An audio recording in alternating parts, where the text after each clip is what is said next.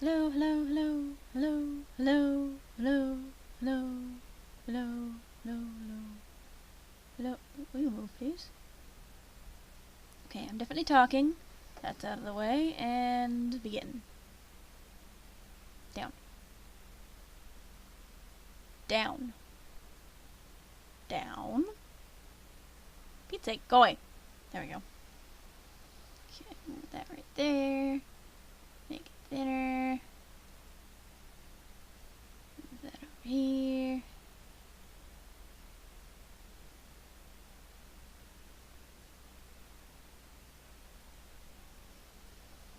There we go.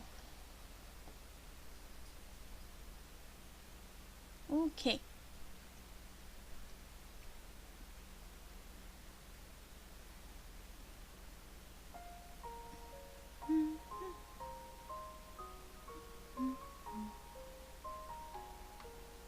What's this? Oh! It's all the pictures. Ah, the awful, awful pictures. I got an achievement for looking at these. It's the important keychain. Yay, whatever. It's the other keychain. Yes, back to the title screen. Oh, for goodness sake, that fan is freezing. I gotta turn that thing off. Or down. Here, Giraffe, hold that. Oh, dang fan. Ow! Ow! Ow! Ow! Ow! Ow! Oh! Ouch! Oh! Fuck! Oh! Well, ow! Ow! Clever, am I bleeding? Well, that was clever.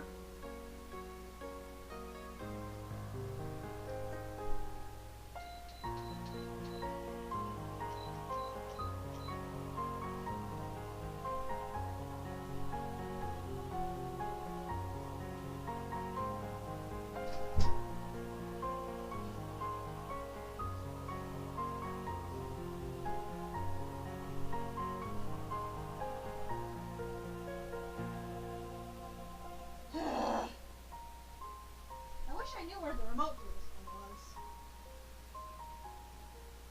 What noise? What was that noise? The car going through a tunnel. Okay. That's raining a lot lately. Alright, I'm going to balance very carefully. Ouch. Very, ow! Carefully. Turn that off.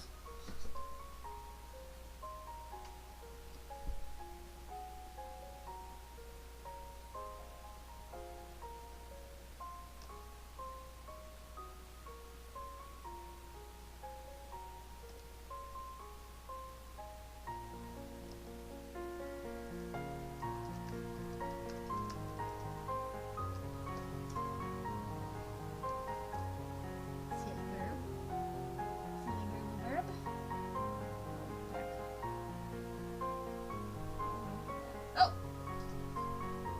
Sam. Hi, Sam.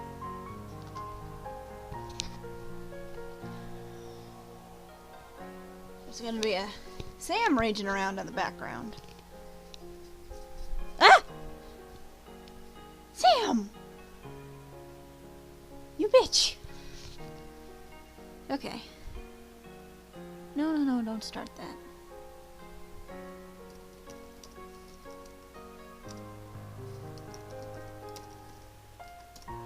Shutting Amistad and close.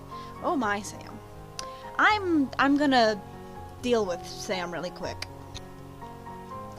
Moo, tell him where I am when he gets here. I had to go deal with Sam because she's being a weird kitty. She's being a really weird kitty.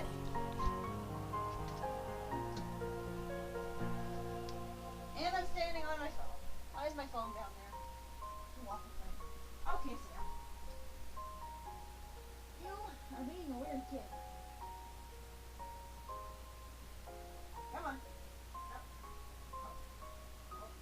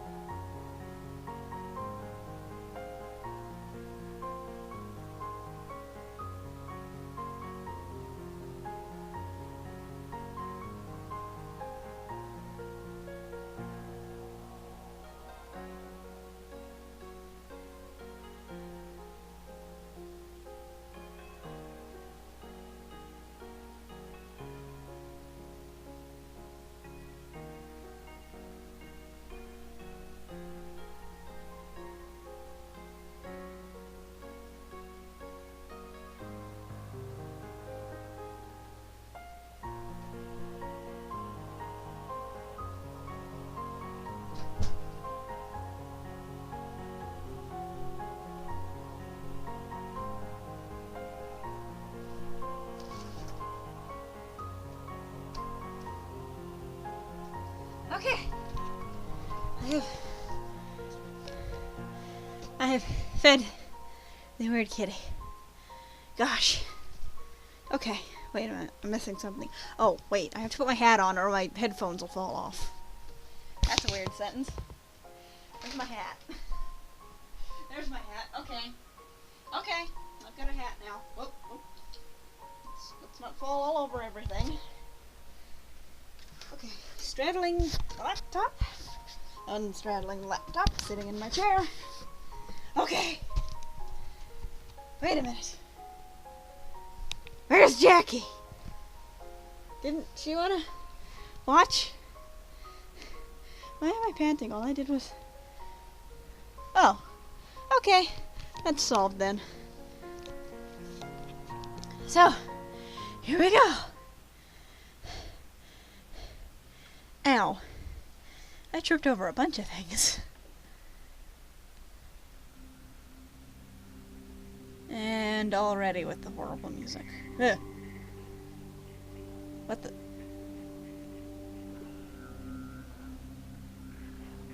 Wait. Nope, crap. I screwed up. Yes. I accidentally hit the start button instead of the continue button. I'm dumb. Continue. Okay. We are back in the staff room.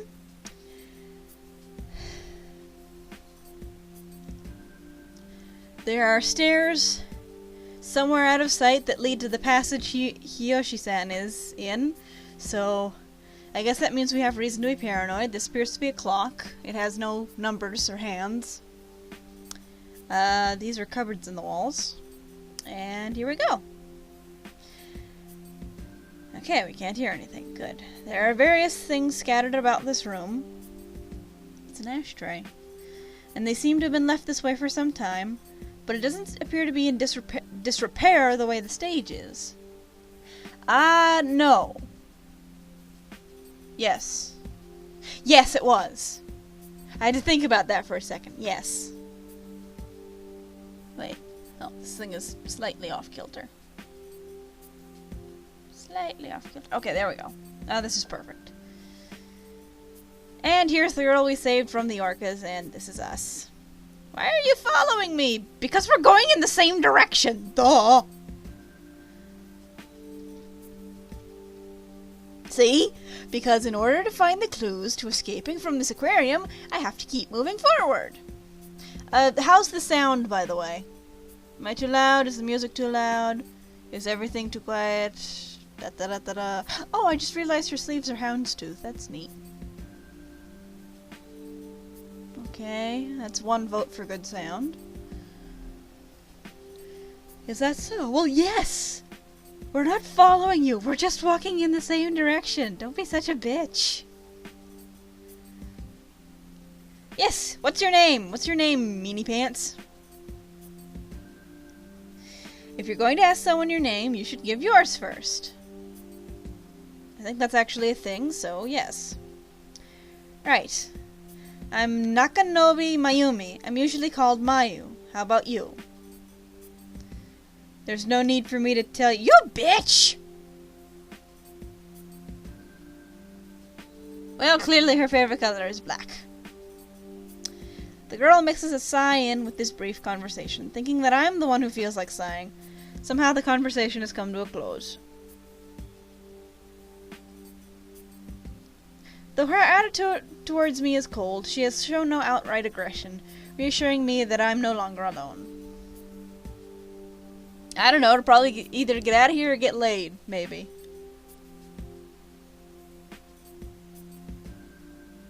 Yes, there's somebody probably was here recently. There's cigarettes and a water bottle on the table.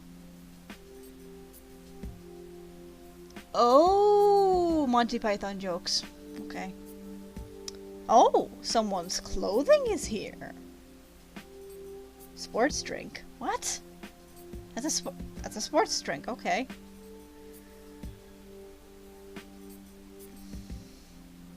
As if having reached the same conclusion, the girl returns my glance. In this aquarium, each room is completely different, being completely ruined Or being in use like this room. You think so too, then? She's surprisingly receptive to what I said.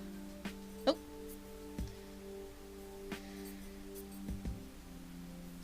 The girl sits down on a sofa in the staff room, motioning for me to sit opposite her. She seems to be telling me she wants to talk everything over thoroughly. Oh, is she? Ah! Well. The phenomena of Montana... Oh, look! There's a little fridge right here. That's neat. The phenomena of Montana Aquarium. You mentioned how every room is different, but I think each door you take is different. What? Yes, what do you mean? I don't know why they couldn't just show, like, this room without either of us, or this, like, just the words and then just nothing else but the room, and then show this. I don't... Whoever was making this game made some very poor decisions. I still want her clothes, except maybe not with Houndstooth, maybe with, like, gray sleeves. Houndstooth always looks funny to me. Excuse me. Yes, what exactly do you mean? I hope you'd be sharper, but you're a blockhead after all. You have also experienced opening a door to find things have changed, am I wrong? Yeah, we have to see the end of this crazy story. Things like hearing strange voices or having a normal person go crazy. Oh, she believes us. The girl places her hand on her chin. A serious expression appearing on her face. I didn't think she would listen to what I had to say at all, but apparently Montana Aquarium is the exception. You said also. Does that mean you have as well? When I entered... Oh my. When I entered one room, I was choked by the stench. I thought it was from the tanks not being filtered. But no matter how many rooms I passed through, I realized the situation in each room was completely different. Well, what have we seen so far? We saw somebody who wasn't there.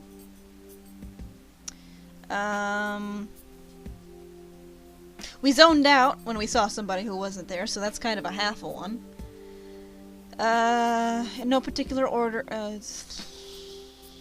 there was the exploding jellyfish room, and right before that was the room full of dead fish with the skull in it.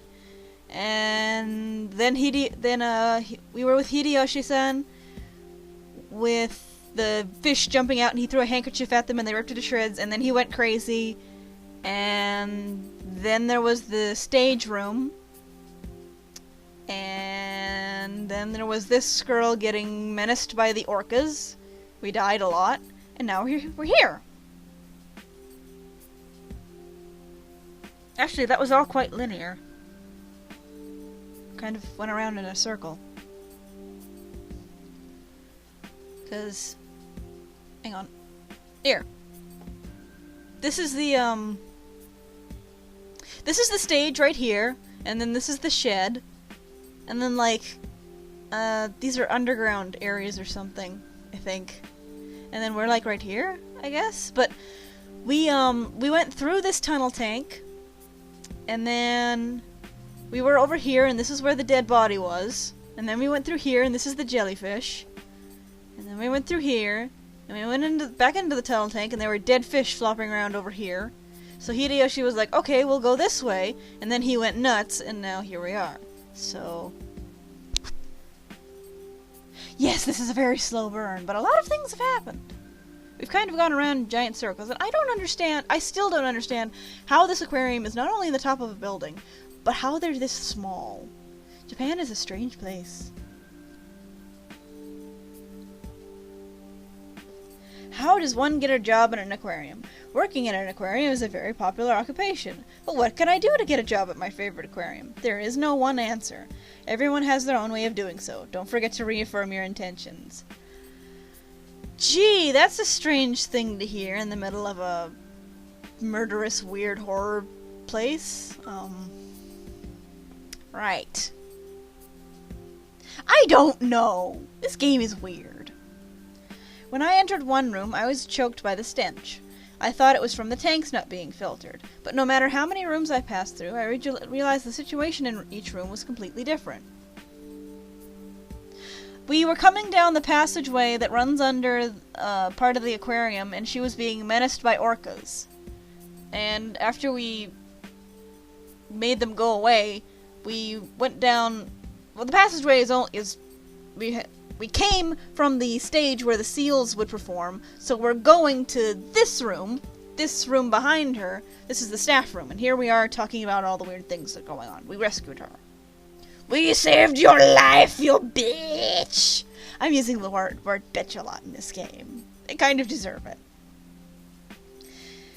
Yeah. We got killed by a jellyfish, we tripped over a dead body, our only friend in this went crazy, our other friend is dying of nematodes. Yeah, she's a cold bitch. Thinking I didn't completely grasp the situation, I tried going back the way I came. When I did so, the situation was completely different the first and second time. At first, the fish in the stinky tanks were swimming about. Do you get it? When you open the door, the circumstances of the room change. At the very least, the doors are the key. After hearing your story, I'm convinced. Okay, so every time we open a door, it's not so much that we're going to a different room in the aquarium, it's that different weird things happen. So we could open and shut the janitor's closet or something, and there'd be a dead body. Empty closet. Upside down closet. Orca in the closet. And so on. So it's the same room, just different weird shit going on. Same pile, different shit. Guessing by what Hideyoshi said earlier, yes, this strange extra-dimensional aquarium place is apparently some kind of really weird time warp. And she gets up again. After saying this, the girl rises and adjusts the hem of her skirt. Well, I'll be off. Wait a minute, shouldn't we share information, like what things are like in each area? There's no need, it changes each time you open a door, so all of our experiences up to this point are in the past. So, if we went back to the room where we rescued her from the orcas, there could be seaweed or something, and it would strangle us. I don't know. With that cold attitude, the girl puts her hand on the exit door. Somehow I feel that trying to stop this girl from going on alone is pointless. Wait a minute. Does that mean if we go back to where Hideyoshi-san was, he won't be there anymore and something else will be happening? Will we suddenly be inside a fish? I kind of want to try that, but I don't. Somehow I feel that trying to stop this girl from going on alone is pointless. Slumping my shoulders with the realization that I will once again be alone, I discover a book lying on the sofa. Where you were sitting just now, is that a diary? Ah! A diary? Could it belong to one of the staff? Quick, let's open it! The girl reacts with sudden interest and returns to the spot facing me. Ooh, we got juicy dirt! Somehow, just as the girl said, it seems to be the diary of a staff member. A bit larger than a paperback, it is similar to a pocket notebook. Well, no duh. Let me see it! The girl takes the diary from my hands and opens it. Oh. Okay, Jackie, I'll be uploading the recording later once I figure out how to do that. I haven't figured out how to do that yet, but I will soon! This date is from 5 years ago, when my sister disappeared. Oh shit.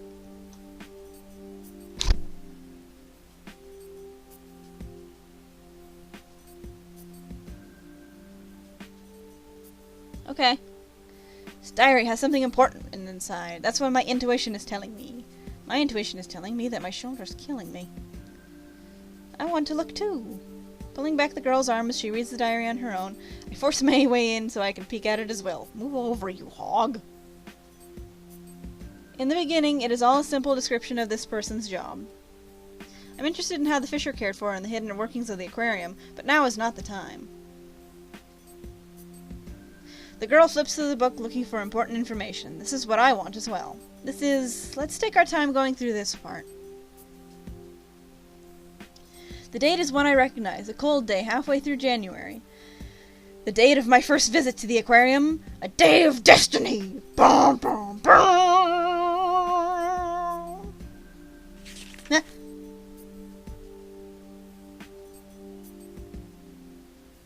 Oh dear.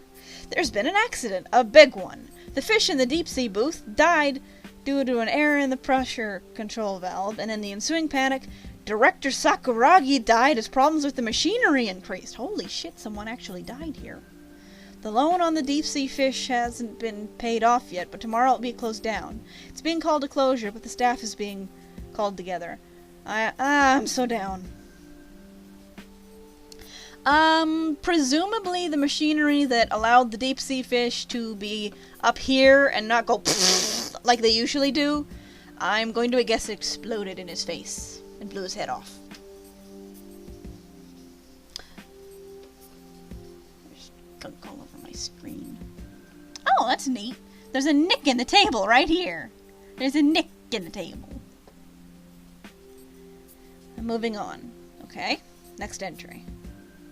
The girl continues slipping through the diary. Could this director's death have been the incident the girl was talking about? For some time after that entry, it seems to be just his grumblings. Evidently, the girl is skipping over these parts. Seems this employee was going through some tough times.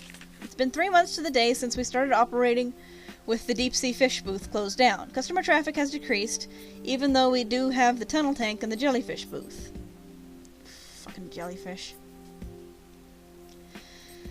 Thanks to it being promoted as a date spot, the amount of couples coming in is increasing. Our bonuses have probably been cut, but it seems we can continue without losing any staff. Finally, an optimistic entry. And I bet you the next one's going to be horrible death and destruction. 3 months since the accident. For a recovery, it happened pretty fast. Ow, my butt. Well, there was supposed to be the Fish of the World booth. Ow. And there's whatever the stage was. Ow! I don't think I was as positive as he was 3 months after Mari disappeared. No, probably not. Excuse me. The girl finally begins to read on in the diary. After a month passes, the speed with which she flips through the page slows down. Lately, strange rumors have begun to spread, like the water in the tanks turns to blood, or that the director's ghost swims about. Oh, that must be the old man's ghost. It must be the old man's ghost that Himeno was talking about when we were at school. They're urban legends. I don't know who's spreading these rumors, but they seem to be popular amongst high school girls. Thanks to that, the amount of high school girl customers, is increasing. It's probably a one-time boom. Once the boom is over, there's no doubt the amount of customers will recede in contrast. I'm sorry, I'm not used to reading things out loud. And I stutter. They've been around for 5 years, these rumors. The girl nods at my words, but she still doesn't take her eyes off the diary. Though the rumors should be fading into obscurity, they seem to be steadily increasing in their grandeur.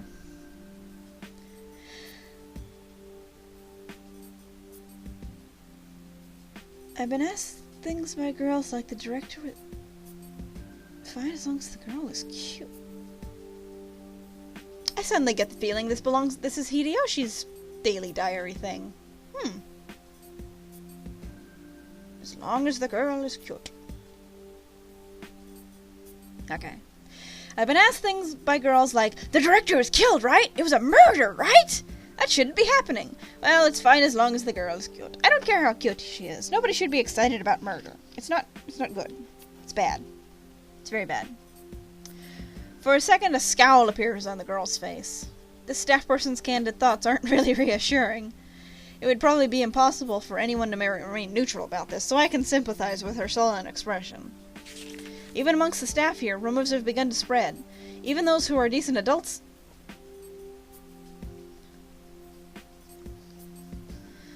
are keeping them alive. I want Kozuki to stop with there are so many fishy things about the accident in the deep-sea fish booth and playing detective. Aw, come on, man. A pun! There are so many fishy things. Really? Really? A man died in there. The girl pauses briefly as she thinks something over. But when she realizes I am looking at her, she flips the page noisily. That Kozuki, he's been out for 3 days now. He's pushed his luck too far by encouraging these rumors. What? What long pause?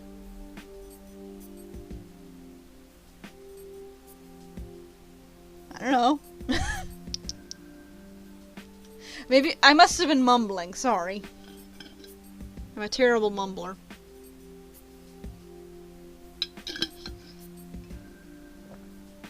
No. I don't know. I was probably mumbling. Or talking to myself, quietly. I'm weird. It doesn't seem to be just someone skipping work. The girl's puzzled expression gives a hint of something more. Ah, itchy. Itchy, itchy, itchy, itchy, itchy. My hat keeps this thing on, but it sure makes my head itch. That guy, ever since he came back, he's gotten weird. How are the fish? How is the ghost? And the only one that's actually listening to him. And the girl says, from here the writing gets messy. It does. Don't play around. Stop messing with me. What's going on? Kozuki drowned to death in one of the tanks. Oh my. I thought he'd been going too far with these rumors, but he was a good guy. What? Everyone else has started calling it a curse. What's going on, damn it? Again, someone died here. He was a person who was active in spreading the rumors. With that, the rumors would become easier to swallow for children and adults. Okay, so now we've had 2 deaths. And a disappearance.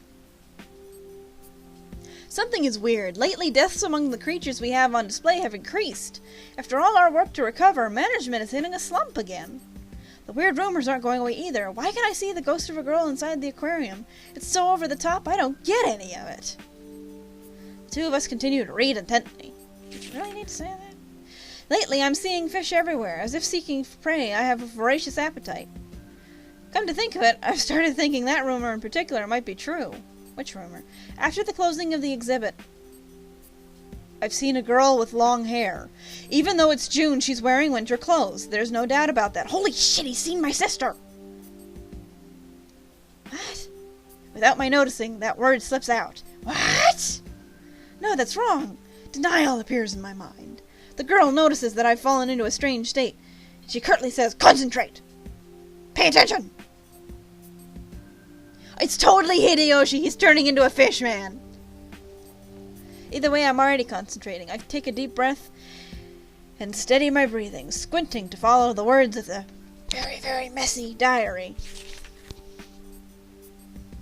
I've gone crazier, so many of them say. What's crazy about me? I haven't the slightest idea. This is an aquarium, so it shouldn't be weird for there to be fish everywhere.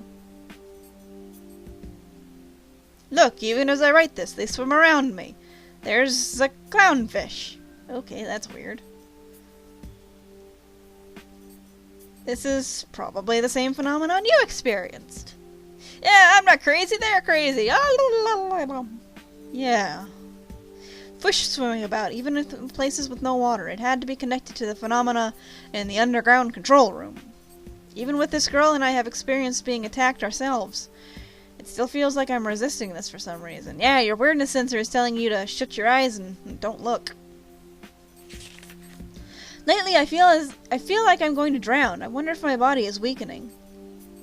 Nevertheless, everyone is so cruel. Even if I were to start drowning in this room, no one would help me. Damn it! Stop doing that. Drowning with no water there. That's... yes, the same phenomenon. And by this room, maybe... the room we're in right now, this staff room. I want to go ahead and quit. I'm at my limits. Fish are swimming around everywhere. No matter where I go, I feel like I'm drowning, and no matter what, nobody believes me. Ever since Kozuki died, I'm miserable.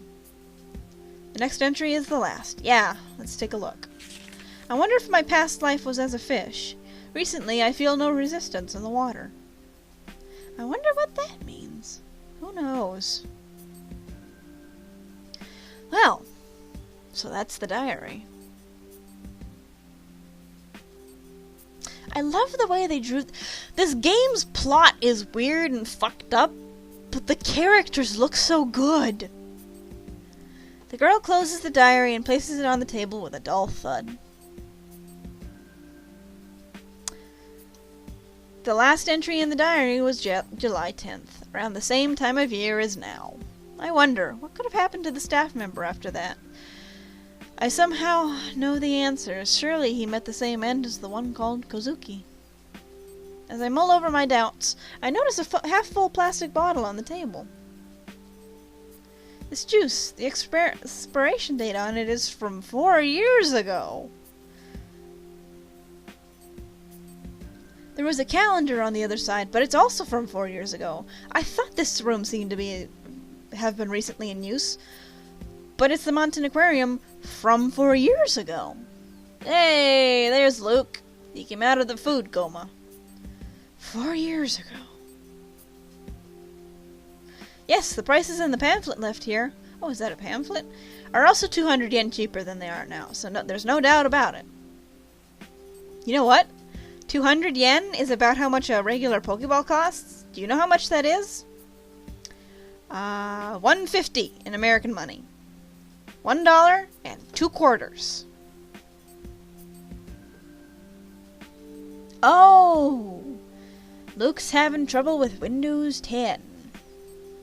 I hope you didn't literally hammer your computer. Although if you had, you wouldn't be on right now, so... What? Oh crap, it almost downloaded? The exchange rate?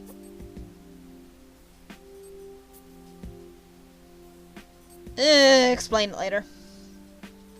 Despite my lingering doubts, I believe what she says.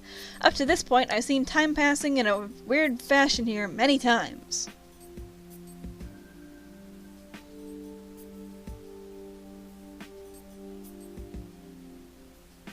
You could probably have a really good time in Japan with American money. Trade it over into yen, get way more than you had before in a certain sense.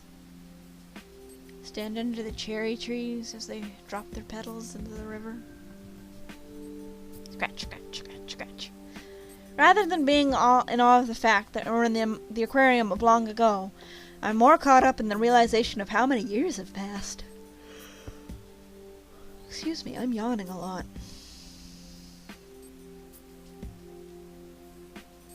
Once, 4 years ago, the aquarium closed down for about half a year. It was right around July. Surely that was when this employee died. I had no idea. It wouldn't have been that big a deal. There are other things for people to do for fun, and anyway, the current urban legends about Montan Aquarium probably came from this time, and they aren't merely rumors. You're saying there could be others that wound up in similar circumstances to ours? Yes. Moreover, there may be someone who got out of here. There has to be a clue somewhere, after all. This diary hints at that. This diary holds one more possibility, that 3-day absence from work. After that disappearance, the person called Kozuki had an accident and died. Yeah. When jellyfish attack! Glop, glop, glop. Kozuki had returned to the real world, but was unable to live on peacefully. There was a stinging sensation inside of me. The reason we came to the aquarium was because of Himeno's ghost story. Couldn't that also have been someone who returned from Montan Aquarium? The story's content was different, but the result was the same. The full moon and red water could be considered a dramatization of an urban legend. There's something that's bothering me. It's a ghost story I heard from my friend Himeno. Ghost story? I haven't caught the girl's attention. I tell her the story as we sit. I forget some of the finer details and mix up the order, but I give her the same general story. You heard this story from that girl Himeno? You don't know any more details? That's all I heard. Himeno insisted it was a rumor, so she probably doesn't know any further details either. I see. Oh. By any chance, have you heard that story as well? Some time passes, but the girl still doesn't say anything else on the subject. Now she looks kind of bored. The girl's expression seems a little You're not gonna turn into a fish, are you? What if she turns into a fish, guys? What if she turns into a fish and eats us? Oh crap. The girl's expression seems a little different than it has up till now, but I cannot get a deeper read on it. Not allowing the silence to continue much longer, the girl speaks without looking at me. Thinking about it won't do any good. Well, I'm going. She has a really weird skirt on. I like the shirt, but I don't like the skirt. Looks weird. Slide. Wait, didn't I tell you? I have no desire to run from the aquarium. Why? The girl says this over her shoulder, putting her hand on the door to the staff room. According to the map, the side the girl exits from leads to the gate, the girl having turned down my request for company. I can see that she is no longer going to stop to help me, so I don't try to make her, and now I am alone once again. This room has neither the sound of machines nor that of ventilation fans, so I can hear the beating of my timid little heart. I remember another rumor the staff member wrote in the diary. A girl with long hair and winter clothes. The girl was referred to as a ghost. She wasn't in the story Himeno told. What may have hinted at was that Mari had already become a ghost, so the Mari that had appeared before me was... One part of me agrees with that thinking, but another part of me rejects it. I am torn between the two, and the inside of my eyes grows hot. But there's no use in thinking about it. No use in sitting here and crying. I have to move forward. If I falter, nothing will change, right? I am alone again, but it isn't as if I don't know anything. It isn't as if I can't do anything. So... No, Mari's dead. I have to save Himeno. I will save Himeno. I won't just say that she can probably be saved. Within this aquarium, I have to be determined. That girl had steeled herself. Because she had no doubts, she seemed strong. I'll move on. Saying this, I reached for the door of the staff room. Hideyoshi is on the other side. That was definitely the first time we switched seats in 7th grade. What? Oh, we're remembering something. You barely look any different. Okay, who will I sit next to? Nakabe-san, was it? It's Nakanobe. When I first entered junior high, I didn't really make an effort to talk to any of my classmates, so I had no friends. Even now I have anxiety about talking to people I don't know, but it pales in comparison to the way that I was the year before last. During free time, I would read books in a corner of the... Oops. Ooh! Minato 3rd Middle School, so this is the school they go to. The public middle school in Kanagawa Prefecture that Mayu and Himeno attend. Because of its convenient placement within prefectural boundaries, many students go hang out in the city. Incidentally, Mayu's grades are toward the bottom middle, Himeno's toward the top middle. Himeno gets better grades than we do! During free time, I would read books in a corner of the classroom. During lunchtime, I would slowly eat my lunch alone. That's how it was, every day. Shit. Man, Mayu and I, we're the same. We are the same. We would not get along at all. We'd drive each other crazy. Excuse me. I knew how to keep myself occupied. Sorry. By the way, Nakanobe-san... Damn it. Do you have low blood pressure? What? No. Oh, damn it. Ah. No, not really. Where's my mouse? There it is. Well, I'm your neighbor now. Let's get to know each other. Himeno was the last one... I don't know, man. Maybe that's a thing they ask in Japan. Himeno was the last one in the row closest to the window, and I was next to her. Oh, now we know they're protagonists. Himeno ended up with no one else to talk to, so she did all she could to talk to me. Or at least that's how I saw it. Mayu, your lunch steak is ground cheese with steak with cheese inside. I just love it. Let me have a little. My side dish. Okay, I'll give you the pork from my yakisoba bread, Mayu. No, thanks. Jeez, quit being so picky, Mayu. Well, then don't steal my food. Mayu? Yeah, Mayu. You Mayumi-chan, right? So I thought I should call you Mayu. You remember my name. Aw. This exchange took took place 2 days after our seats changed. I still hadn't opened my heart to Himeno. They have a big thing about blood type? What is it? Undaunted by my curt manner, Himeno would do things like reach for my boxed lunch. Up to that point, I had never told my first name, but Himeno called me Mayu. After that day, something changed. I would initiate conversation with Himeno, and even after that semester and the next seat change, Himeno would bring her lunch over and eat with me at my desk. Before I realized it, Himeno and I had become friends. The first time Himeno and I ever argued was in the summer. Should we see a documentary or a horror movie? It was a trivial matter, but it was important to us. I'll take the documentary. After that, Himeno and I fought numerous times, but we made up just as many. Every time it rains, the ground hardens. What? What? Himeno, I muttered to myself. Even with today's argument, we made up. There was nothing else more important than Tamagawa Himeno, my one and only best friend. My best friend. Yes, that's right. No matter what, I will protect her. Dictates personality, prejudice thing. Government recognition? Dude, when we get back to Skype, you gotta, link me to something on this. I gotta see this shit. Okay, it's dark, it's dark. Oh! It's a ticket counter. We're at the back of the ticket counter. After I leave the staff room and walk for a bit, the entrance gate appears in my line of sight. This is... I exit into a different place from the staff passageway I entered with Hiyoshi-san. This aquarium has more back passages than I thought.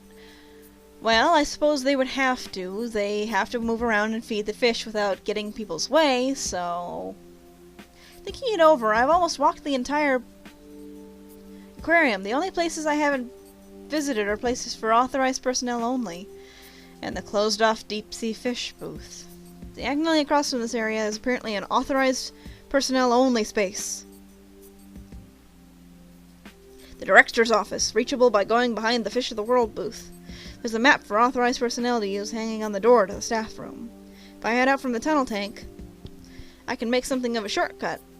Take something of a shortcut, I suppose. But I'm still afraid of the flying cutlass fish. One government official. Naturally short-tempered because of his B-type blood. Really? Really? Really? I don't even know my blood type.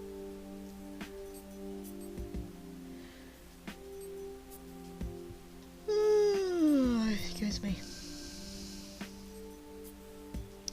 Going through the door will probably cause the state of things to change, but I can't handle things getting as bad as the tank breaking or something like that again.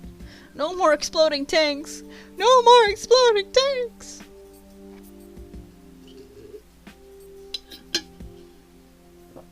Onward! With the fish! And the thing! And the what's-it! If that's the case, I'll have to go by the jellyfish booth.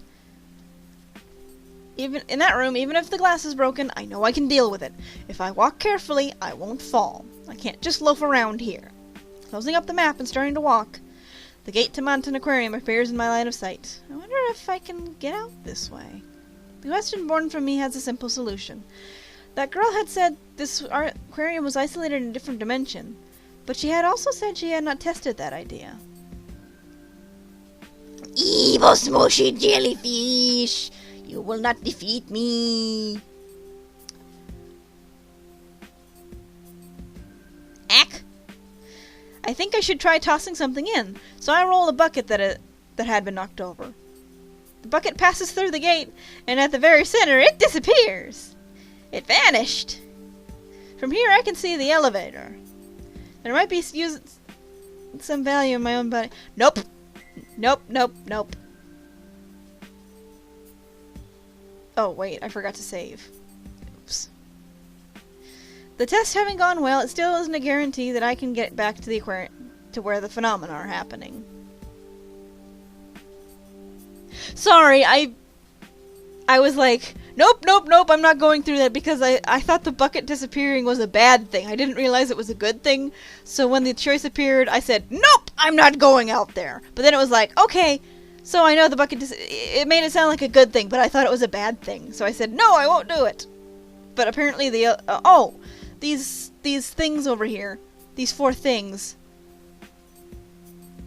Oh, there was a red choice up here. There was a red choice. Do I go through the gates and disappear like the bucket, or do I stay here and keep wandering around? And I forgot to save first. So, if we walk through the gate, we'll disappear, but I don't know if we'll die. So, we're not going through there. Nope. Nope, nope, nope. Because even if I succeed, Himeno would still be in here. And that's a bad thing. Because that kind of defeats the point of what we're up to. But we're definitely going to get home. I will definitely get home. I mutter to myself. It's strange, since as if I'm talking to the entrance gate, but it's a declaration of my resolve. Gotta stay determined! Gotta not accidentally throw my mouse across the room. Well, as I move forward, I spot the souvenir shop. It makes it ah, my throat.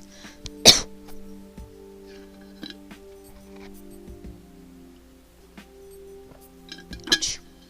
As I move forward, I spot the souvenir shop. It makes sense as I'm going back the way I came, but it gives me mixed feelings. Ah! Hello again. It is there that I witness an unexpected sight. The girl from earlier is standing in front of the souvenir shop, apparently lost in thought.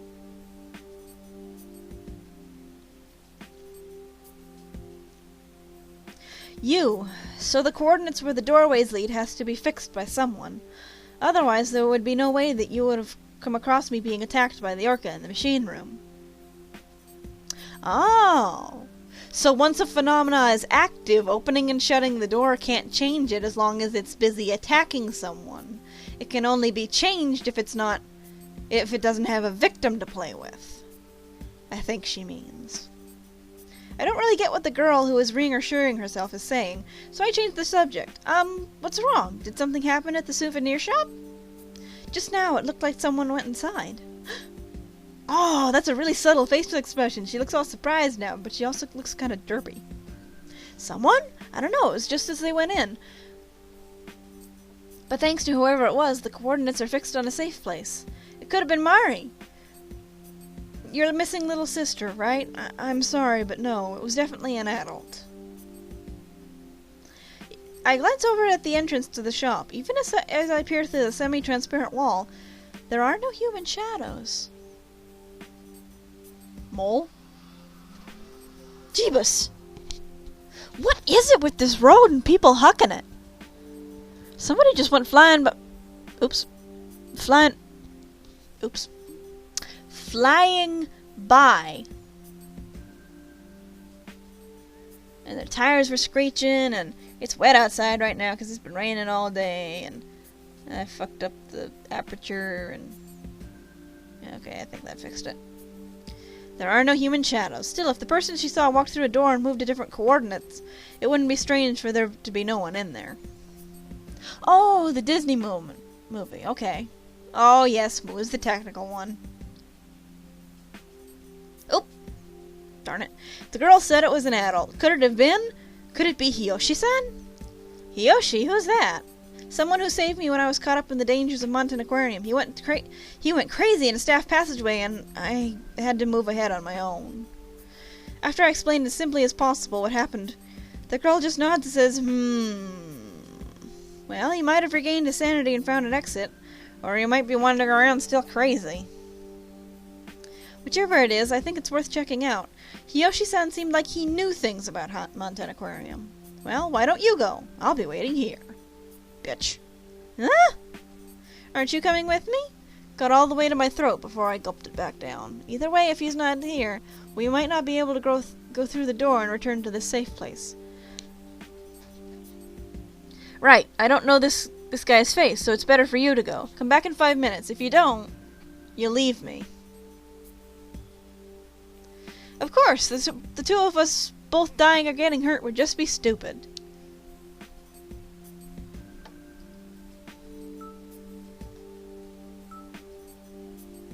The jet black curtain? Oh boy, I don't like the sound of that. I'm gonna say this one. I got it. Oh, you're so sincere. Bitch. I don't think you're mistaken in what you said. You're still a bitch. Well, I'll wait for you without worry. Go on, move, shoo. Okay. Ooh, new location. Quietly, I open the door to the souvenir shop. The door closes on its own. Not that I... Oh shit, it's the creepy music box again. The door closes on its own. Not that I had even tried to leave it open. Thinking back on it, no matter what room I entered, the door always shut on its own. The lights aren't on. But I can still see where I'm going by the light shining through the semi-transparent wall. And there's a light over here, too. The only thing I can't see is the girl. The scenery visible from this room seems to reflect the time distortion affecting this room as well. The fact that I've become this used to these strange phenomena is a little weird, even to me. Just whoopee! Excuse me. The souvenir shop hasn't changed that much from how I remember it. Numerous shelves are arranged so that the purpose of each is visible. There are some for confectionaries, stationery, and stuffed animals. Keychains and cell phone straps are in a place that stands out.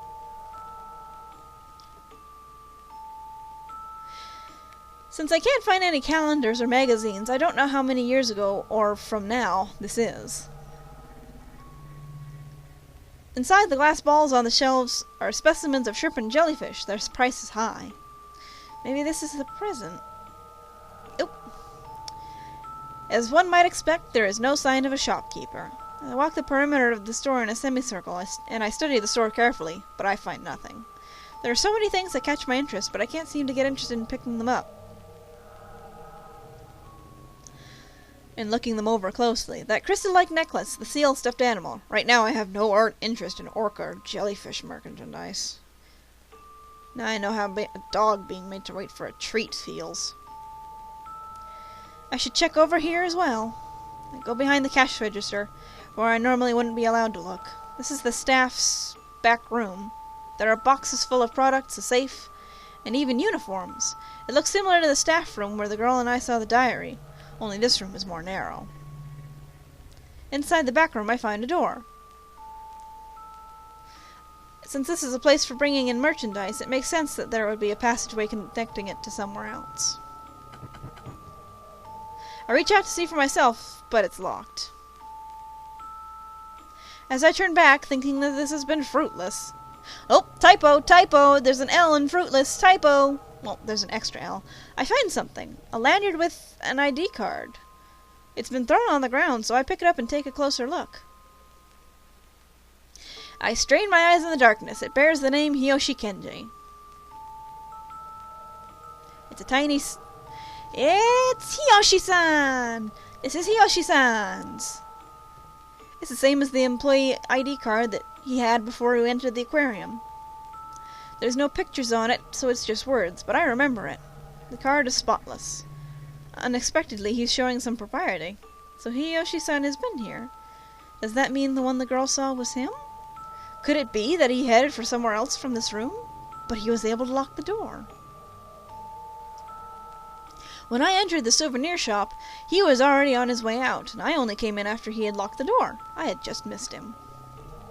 I don't know. I don't think there's anything else important here. I'll go back and tell the girl.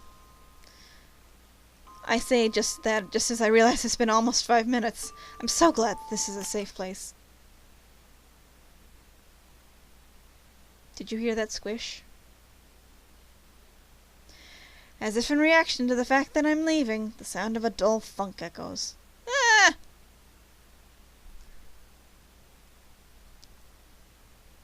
The floor looks wet. I let out a small scream. The sound is that of something falling. Even in the gloom I can make out the outline of what fell. Oh! It's a frog.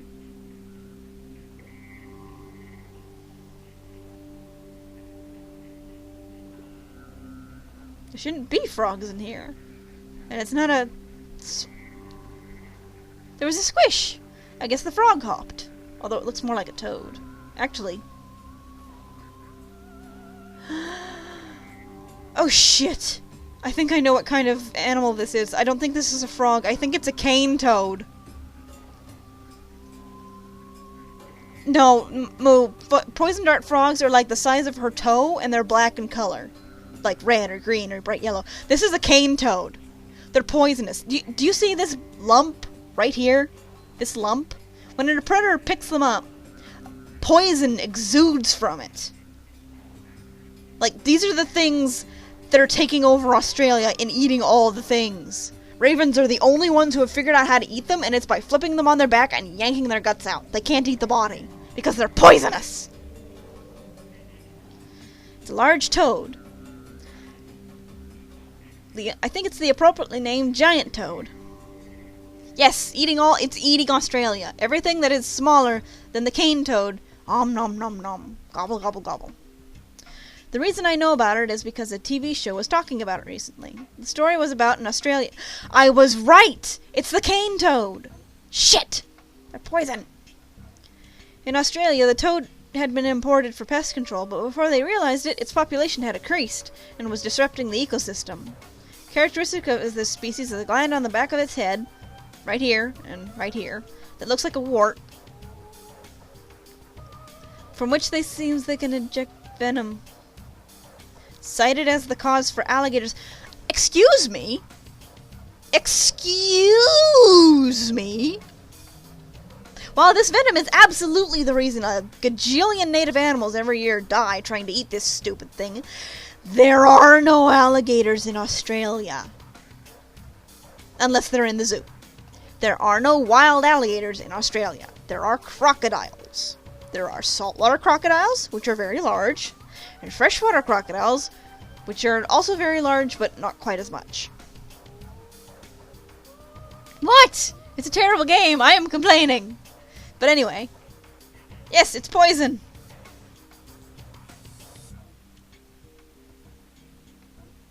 Where the hell did you come from, stupid frog? Put a little more space than necessary between us in order to avoid the toad. That way, even if there's another lurking nearby, I should be okay. Yeah, cane toads aren't that hoppy. They plop. They don't hop like a frog. They plop very slowly along.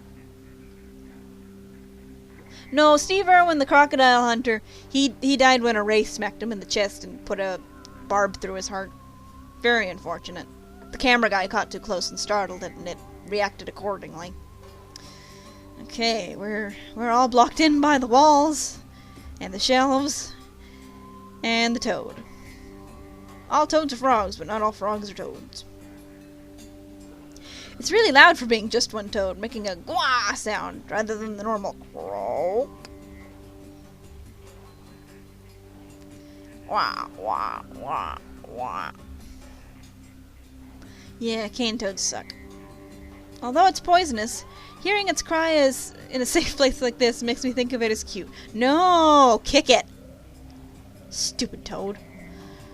Ugly and horrible. Even though I think that, I can't be careless. A plopping sound resonates once more. The toad cries out, going from a death rattle sound to thin breathing, then finally a pause. It soon resumes with an even lower voice than before. What? I take a look where the toad was. Ah! It is nothing less than ghastly. The toad has been crushed by another frog that has fallen from fell from the ceiling. Its forelegs are widespread, its internal organs leaking from its abdomen due to the fall. Okay. I think that's a poison dart frog. That isn't all. The second frog has the white stripe pattern of a certain type, but I don't know its name.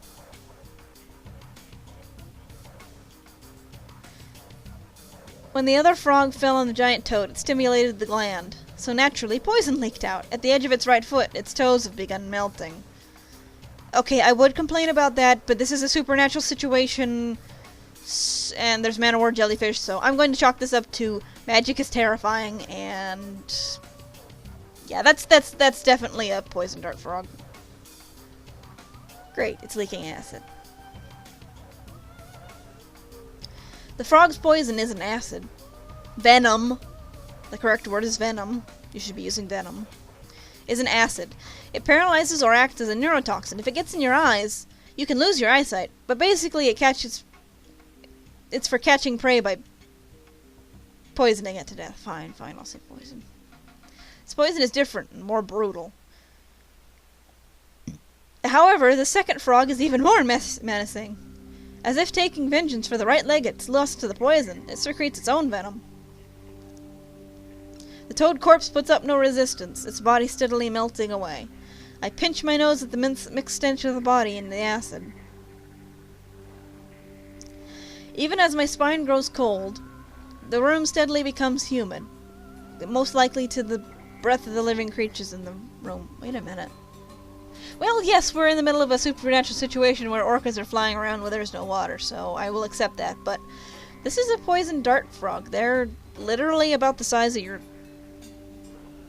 Okay, you know how your thumb has two joints in it, one where it attaches it to the hand and then one right in the middle? Bend your thumb over, so with the part with their thumbnail on it. You see that part of your thumb? That's how big a poison dart frog is supposed to be. It's about the size of half of your thumb. And the reason they're poisonous, they are actually poisonous, not venomous.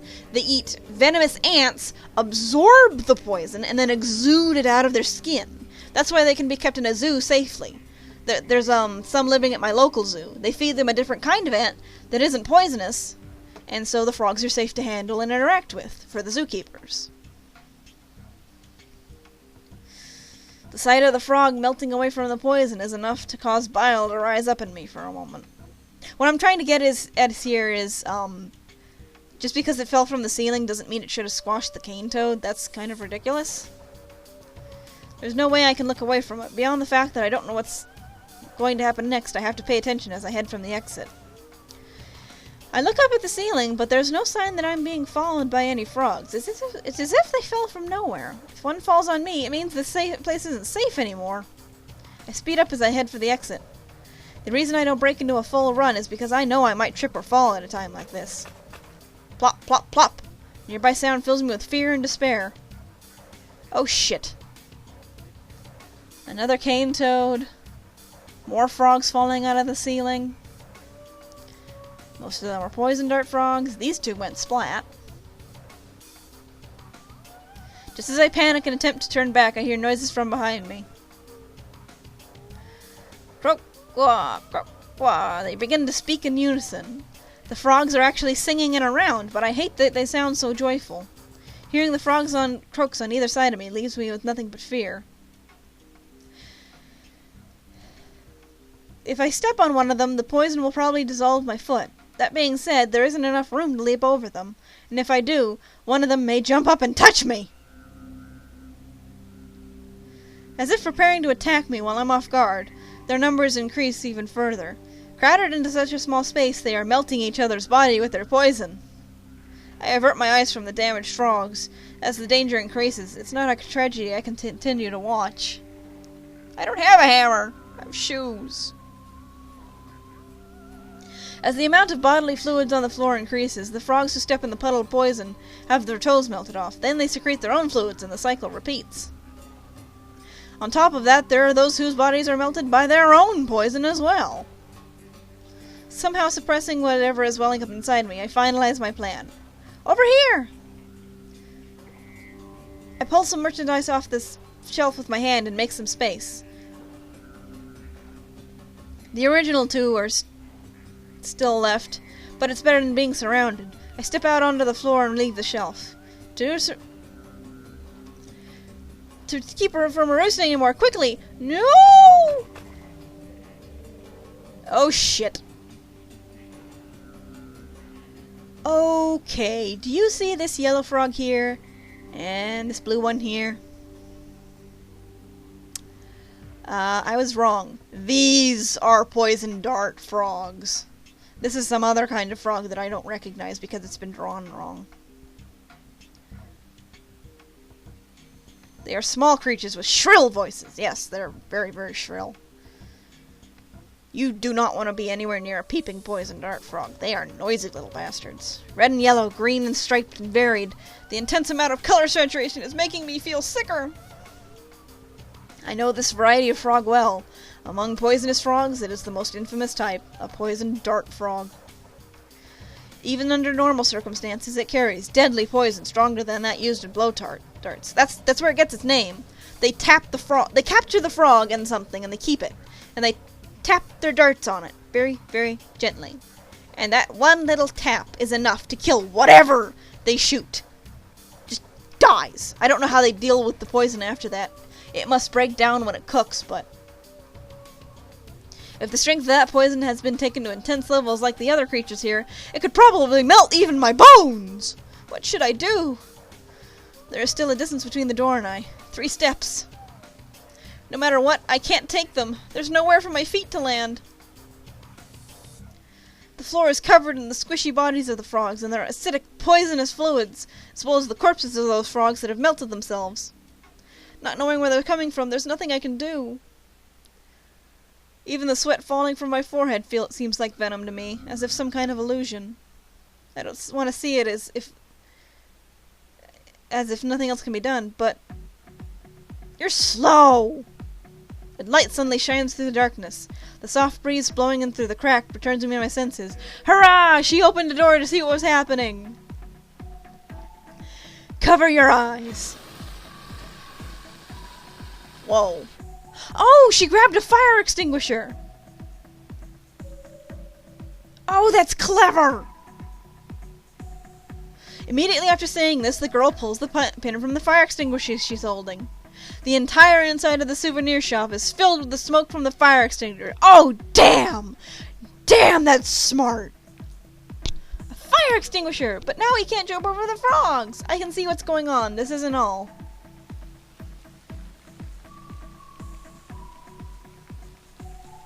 Almost in sync with the girl's words, the sprinklers activate. A large amount of water immediately sprays us, an amount greater than the strongest rain striking my body. She's a smart bitch. She sprayed them all to death, and now she's washing the poison away. When I open my eyes, the girl reaches out her hand with a firm expression. While the water's running, even if you get hit with a little venom, it will wash right off. Don't be afraid, just run for it. But if you fall, you'll die. The floor is soaked, I might slip. At that moment I falter and I save the game.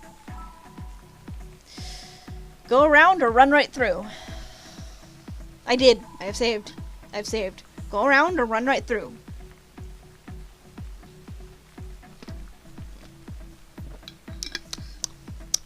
Okay, let's run. I have no time for doubt. I run through it, through the rain from the sprinklers. Ah! I try to run without looking at my feet. The sensation of squishing the slippery meat continues. The liquid that gets scattered about with a squirting sound is washed off in the rain. Just 3 steps, that's just a moment. Hurrah! We made it! I'm not dead. I didn't get melted by acid. Idiot! With one last step, I stumble. The girl grabs me with her extended hand and pulls me out. I collapse, but it's outside of the souvenir shop. The door is already closed. There are no frogs anywhere. Thank you, but it's already been more than 5 minutes, so why? As I catch my breath, I express my thanks to the girl. I just remembered that I owe you a debt. You are kind. I might have misjudged you a bit. You didn't misjudge me. If you had hesitated any further, I would have closed the door. But you believed in me, right? That I could do it. You're going to drive me nuts, so stop it with that stuff. I think she's nicer than she wishes she was.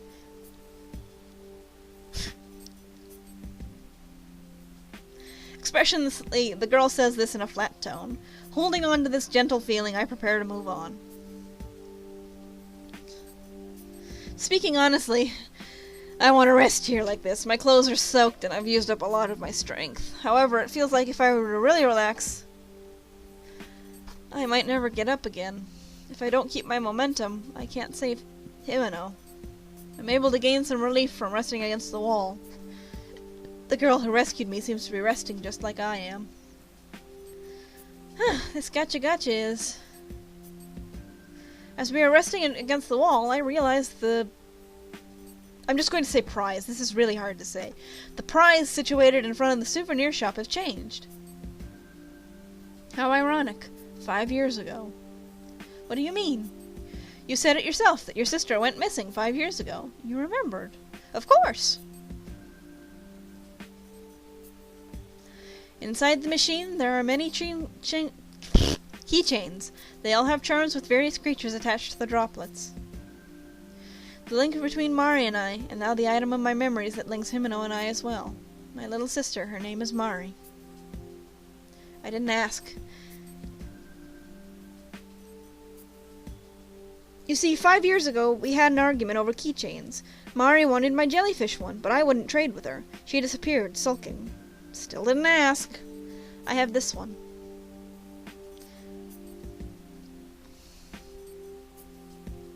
I take the keychain that I had received from Himeno out of my pocket. It's the one with the starfish attached to the droplet. Huh? As I hold it out to the girl, I realize there's something attached to the back. A picture printed on a sticker. It's a pretty old sticker at that. A small girl and a man embracing her. The two of them are smiling and seem to be having a lot of fun. The man who is wearing a suit and seems quite serious is probably her father. The words Montan Aquarium run along the picture's border. The souvenir shop had a sticker photo booth, so I'm sure they took this picture here. More than anything else, I'm disturbed by the fact that the girl in the picture looks like Mari. Oh my gosh! Maybe she is. Maybe she does look like Mari, doesn't she? We said before she looked like a Mari who had grown up. This isn't our keychain or Mari's, it's hers. This must be from when her father was still alive.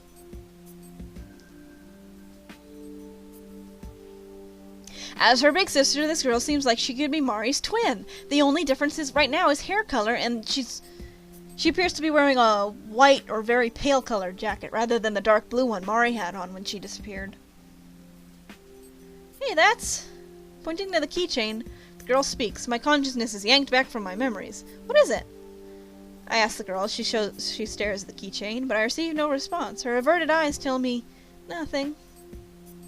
Your little sister, she went missing here, right? Yeah. The girl suddenly changes the subject, leaving me a bit flustered. She doesn't press any further with questions. It's the same with my dad. Huh? But in my case, I know he's dead rather than missing. So it's different. I know he was murdered. Your father was murdered? I can't grasp the detached way the girl is speaking. She's talking about her own family member, but the girl is completely apathetic. She has the calm of someone reading a newspaper article out loud. Well, I'm going now. But... And I haven't heard all of the story yet, and if things get like they were before, it will be better if there are two of us. The words won't come out right, but the state of panic I'm in should be enough to express what I want to say. However, the girl stands her ground to the end. When I'm with you, you hold me back. Hold you back? What do you mean? If dying is what it takes for me to learn the truth, then that's fine. You could never resolve yourself to that. Fine with dying? You can't let yourself die? Shut up. Shut up. You're awful. You have that friend Himeno, right? If you die, what happens to her? I have no idea whether or not this is her way of trying to encourage me. However, I understand what she's trying to say. She's trying to say that each of us is on our own. Let's become friends. That way you can't so easily say so easily that you're fine with dying, right?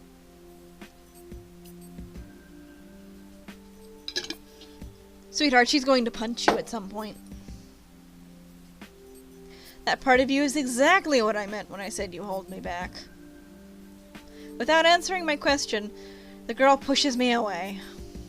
Swiftly turning her back on me, the girl walks on ahead. What should I have done? I stay where I am until the girl's back becomes so small I can no longer see it. She's shrinking! She's shrinking! Well, she has pretty big boobs, although Himeno is bigger. And she's a bitch. So, bitch tits. I passed in front of the souvenir shop, then ended up standing in front of the door to the jellyfish booth. I wonder if the girl is already gone. If she ended up in a safe place, she's probably already passed through it. If nothing happens, it takes less than a minute to pass through the jellyfish booth. If by any chance she is still there, we'll surely just meet in passing. The girl is determined to take a different path. I wonder what will happen to me. I may return to a point before the tank glass ruptured, or I may end up in the booth sometime after the tank glass ruptured. I never know if I don't try going in. Slowly, I open the door. That's a hell of a creak.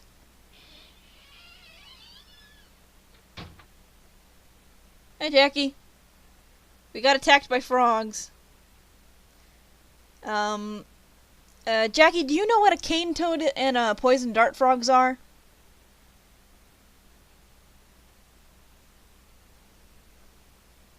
Yeah.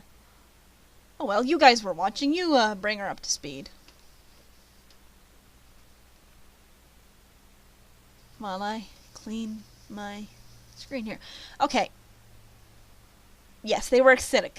A cane toad is a big fat toad that squeezes poison out from glands behind its eyes. A poison dart frog is a frog that eats venomous ants and becomes poisonous because of it. They were falling from the ceiling on us, along with another kind of frog, and because of the supernatural phenomena,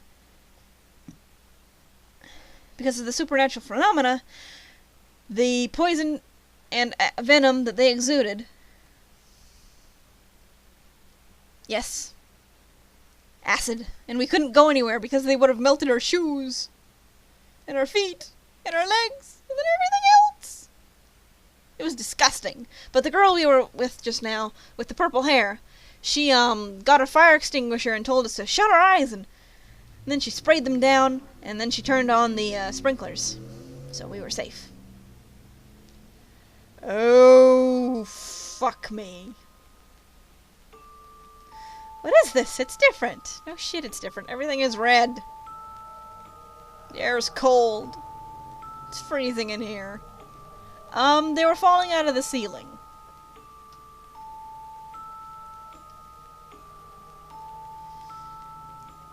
This is no longer a matter of dimensions. I'm wondering what time period this is. Something is different. This jellyfish booth is distinctly in a different place from the aquarium. All the water in the tanks, it's red! In the jellyfish booth I know, the transparent fish jellies are illuminated by various colors of lighting. The reds and purples are usually a pretty sight, but this place is different.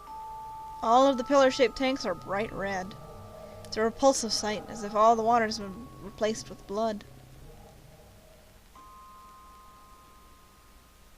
Oh, we look interesting. I have to go. A bit confused, I take a step forward. Despite the fact that the floor at my feet should be solid, I stagger. My sense of equilibrium is off.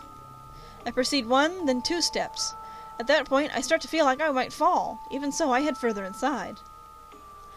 If I can pass through another door, I should be able to escape this bizarre phenomena. No matter what, I have to hurry. Ah! Suddenly I stumble and place my hand in a pillar tank. The temperature of the tank is slightly warmer than that of the cold air. Huh. Just as I am about to move forward using the tank to support myself, I peer into the red water. Where there should be jellyfish floating about, there is something completely different. I was expecting that, and it's still disgusting. Ew, it's a head! Ew! Human faces float around instead of jellyfish.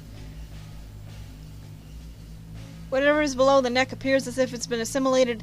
Oh, the eyes are killing me. Blending in with the contents of the tank. It isn't just one of them. Just as with the previous jellyfish booth, there are more and more and more. I wobble and break away from the tank, landing on my backside. I don't know whose face it is. It's not as if it would be someone I know. But no matter which face it is, they all seem to be staring at me here in the heart of the jellyfish booth. Taking a step back, I see that all of the tanks have human faces floating inside them. They have some differences, such as some faces being blank, some have their eyes bulging open, and some have bloodshot eyes, but they are all looking at me.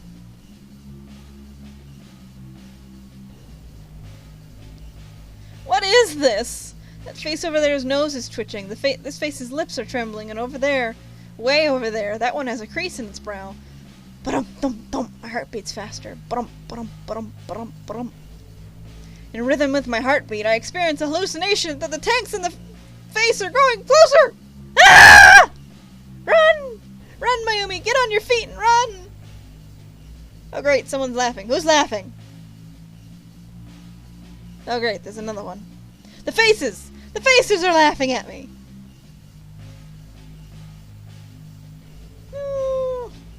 It isn't a hallucination. I am certain that all of these faces are getting closer to me. The fact that they are getting larger serves as proof. The boundary between the tanks and the air is gradually being removed. This room is becoming all water. The faces are swimming in that water, drawing closer to me. As the faces draw closer, the sound within the water grows louder. Rather than someone's laughing voice, it is the sound of someone sobbing that grows louder. Either way is the same to me, wearing away at my mental state.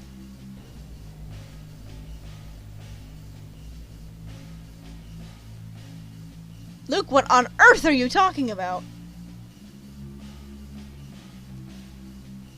A voice unfamiliar to me is sneering at me. Little by little, these unfamiliar faces are closing in on me. Before I realize it, my feet can no longer confirm whether the floor is there or not. Ugh, I can put my hand down now. Wow, that looks frickin' creepy. I have to go.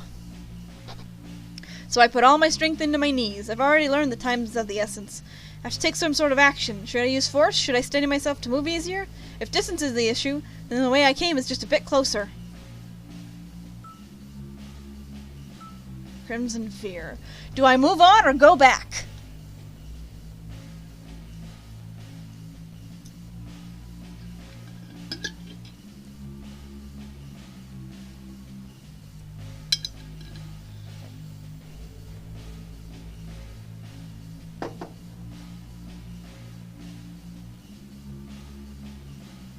Okay, we have one vote for move on.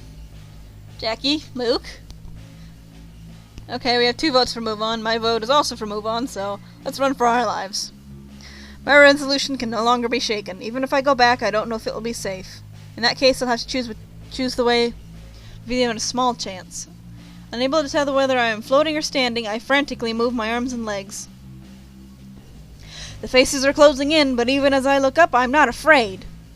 Persuading myself, I move forward a bit. Even if there's no feeling left in my legs, I get the feeling that I am actually drawing closer to the door. Just a little more. Ah! Well, shit. Loud sound interrupts my movements. That sound is familiar to me. It's a sound I've heard in this booth before. The tanks are exploding. Swim. Swim for your life. I refuse to turn around. If I were to see something bad right now, this time my heart may really break. In that case, it may be better for me not to know. Hee! Hee!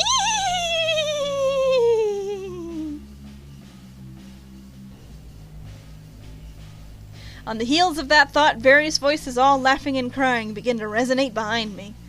They are probably the voices of those faces floating in the blood. The voices steadily draw near, finally closing in on me. Fish with human faces! They say that fish with human faces swim about. It reminds me of another urban legend Himeno talked about. However, I don't have the time to be in shock over the rumor being true. I won't falter. Human faces and shards of glass are passing by the edge of my field of vision. Occasionally they touch my cheek or forehead, but I move forward. I drift as I move along, grabbing the door with a clack. I encourage myself out loud so I don't lose focus. I have no idea what lies ahead. Almost at the same time I pull on the door, I begin to feel heavy pressure against my back. It's heavy. Why? Oh, great! The heads have grabbed hold of my clothing. It's the feeling of having my clothes pulled on is proof of that. I never thought fish could be this strong. I'm going, so...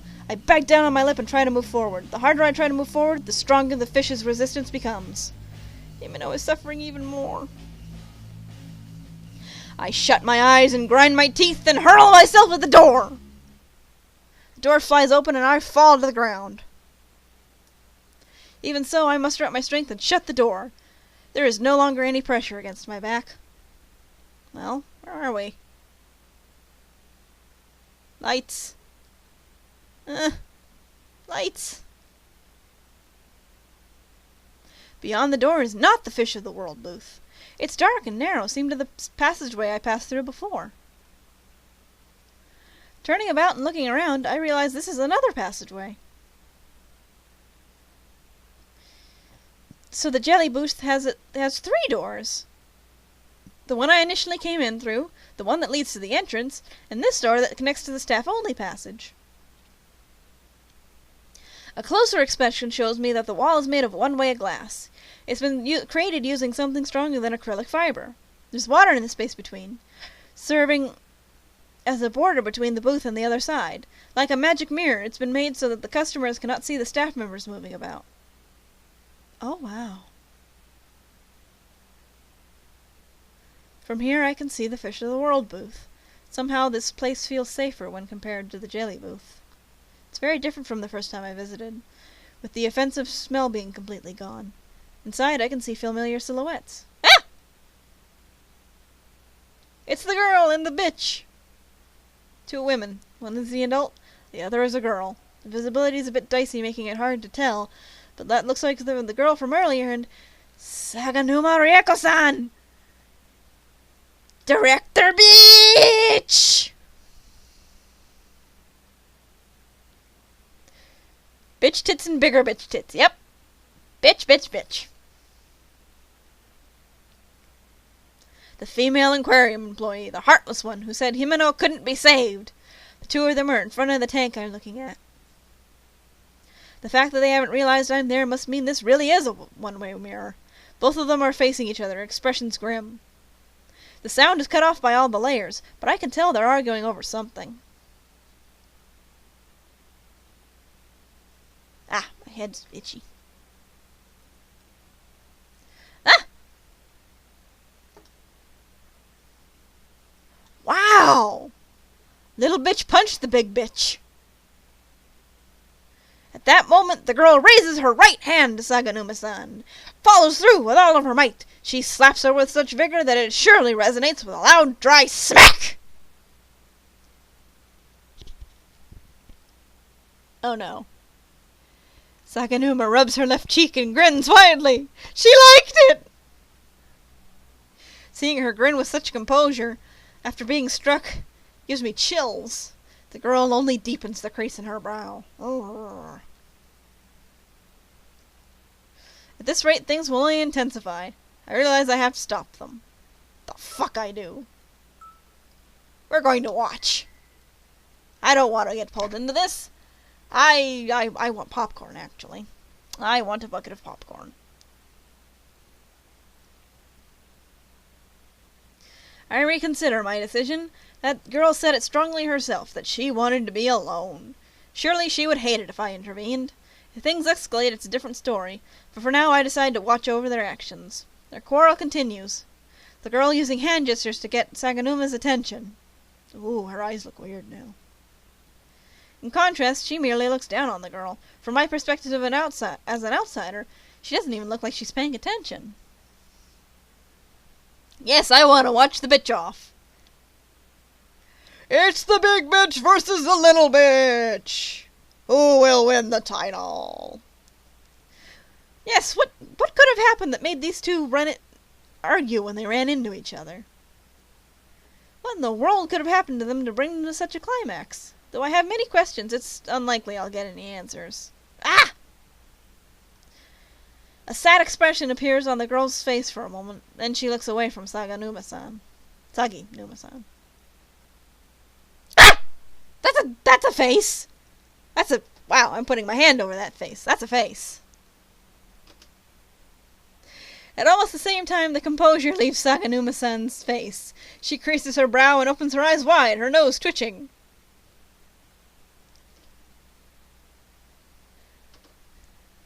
That's a face! Everyone is secretly a fish man! Where's the tartar sauce? Something has touched a nerve, getting her attention. Even without sound, that much is clear to me. Whoa!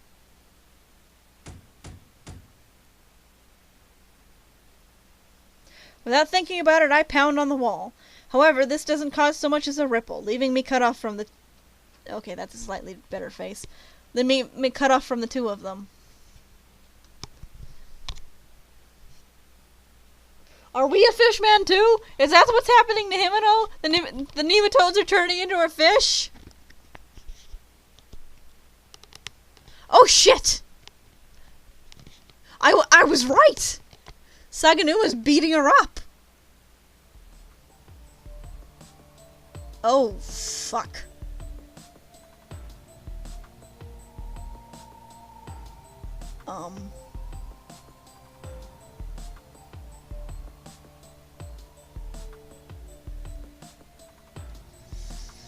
Having hit the back of her head on the tank, the girl... Well, we hit the tank from our side. It didn't do anything. I don't think they would have hurt us if we banged on the tank at all. Having hit the back of her head on the tank, the girl falters and Saganuma-san flips her body over, grabbing the back of her collar. Though she seems to have got her by the hair. The girl's face is turned in my direction, and I realize she has fainted. She's unconscious! A horrible premonition runs through me. With the girl's chest pressed against the wall of the tank, the bitch grabs the back of her head and smashes it against the tank over and over.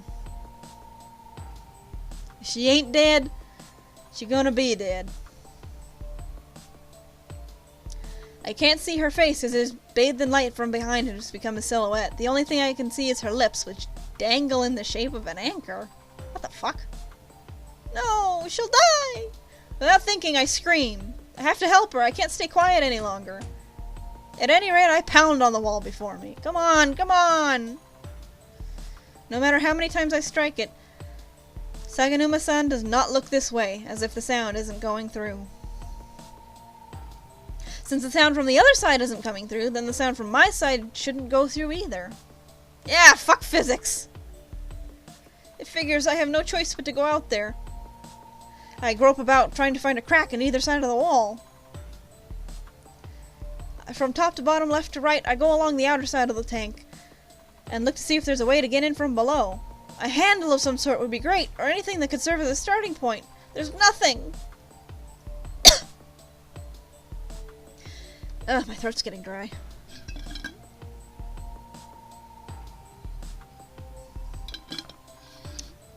I still can't find any way whatsoever to get the other side. Panicking over what I should do, I frantically search for the door. During that moment, the girl continues to have her forehead, ooh shit, bashed against the tank right in front of my eyes. A gash is torn wide across her forehead, her blood clinging to the tank with each hit. The blood sticking to the tank makes a red line, as if someone tried to wipe a brush across it. That one line of blood quickly becomes two, and then the two merge into one large flow. No! Her eyes are white and wide open, the girl from the blood's forehead making them seem bright red. From those eyes I can sense no signs of life. Rieko-san's lips are, of course, smiling. Unable to stand anymore, I scream! However, it is pointless, merely echoing back through the passageway I'm in. Stop! Stop this already! No movement is left in the girl, save for the shaking of her eyeballs. Not just blood from her forehead, but as her entire body goes limp, fluids from all over leak out. Huh? As the life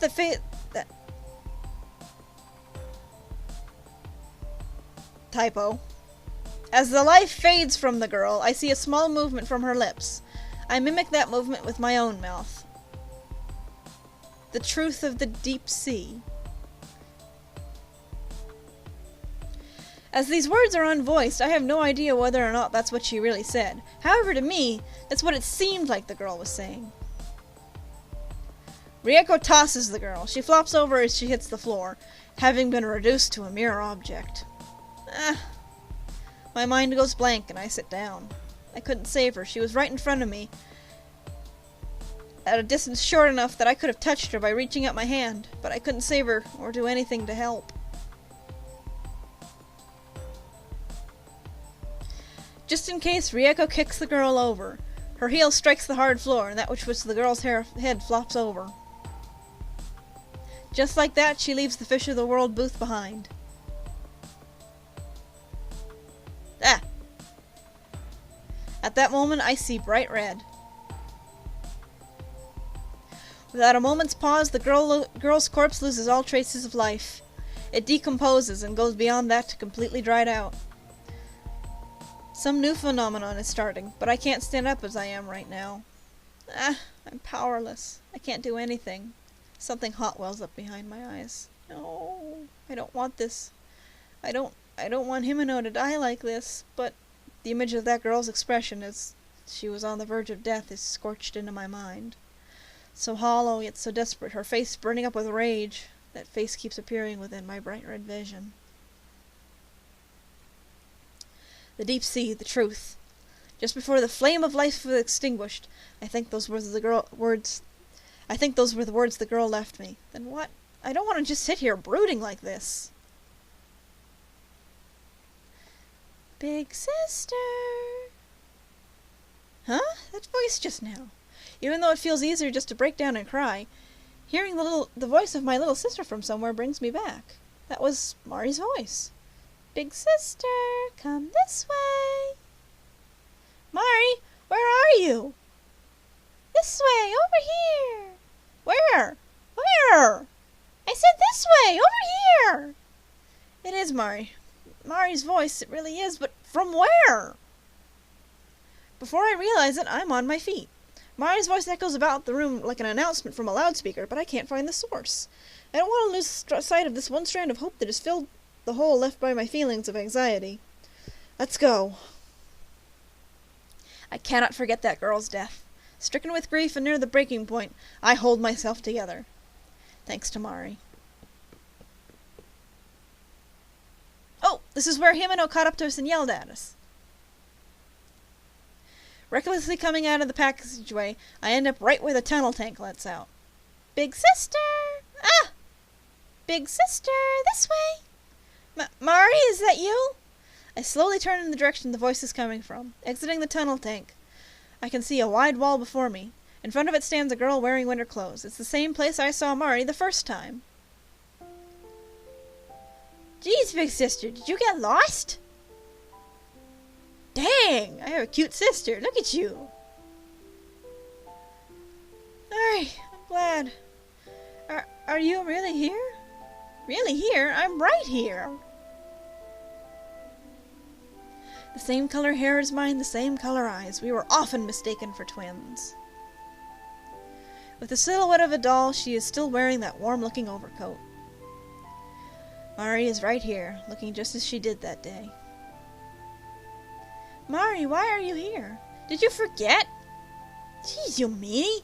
We came together to the aquarium. There's no way I could forget. None at all. It's just, why did you disappear? You're the one who got lost. I'm here. I've been here all along. Mari! Without hesitation, I embrace Mari. She must have caught a chill as her body is cold to the touch. No, stupid, she's dead. Ow. Hang on a second. I gotta sit up. Ouch. I have this, wooden kitchen chair right now. That my, computer chair. And as you may imagine, it sucks. And I'm going to wind up with back problems the longer I use this thing. Ow.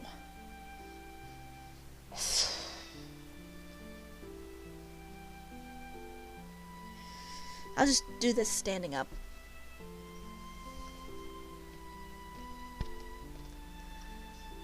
Big sister, what's wrong? This is embarrassing. It's fine, Mari. We're finally together again. Jeez, big sister. You're such a crybaby. That's right, I'm crying. After Mari points it out, I realize my cheeks are covered with tears. Just as I'm about to stop, I cry again. Okay, let's go, big sister. Mari says this in a cheerful voice as she pats my head. It's a strange feeling having my little sister rub my head, but not a bad one. I feel my head being enveloped in a soft feeling as if I am floating. Go? Where? We'll go somewhere higher up, together you and I. Somewhere higher up? Higher, softer. That place is eternity. Eternity? Grinning ear to ear, Mari points her right index finger toward the ceiling. The feeling that I've begun floating upwards grows even stronger. Oh boy.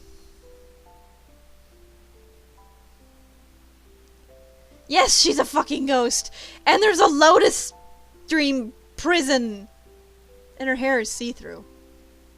That's weird. Yes, there's nothing yet everything there. It's really fun, very soft, and a place we can always be. A world of happiness. Happiness? I don't really understand what Mari is trying to say. But if it's happiness, that might be okay.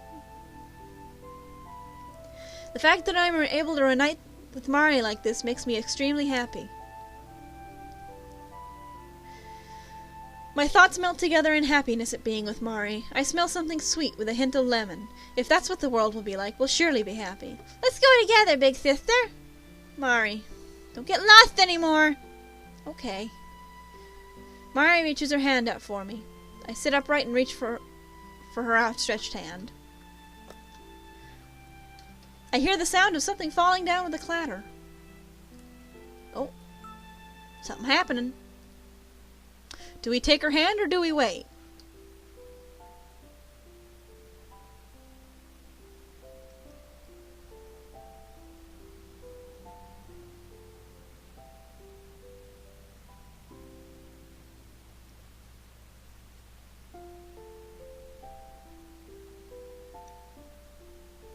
Okay, we've got one vote for don't take her hand. We got 2 votes for don't take her hand. Jackie, you still there?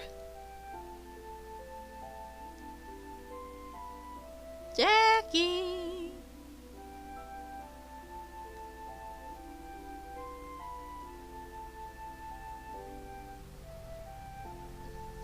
Jackie, are you there? This is your conscience calling you. Don't abandon your friends now. Maybe her internet died.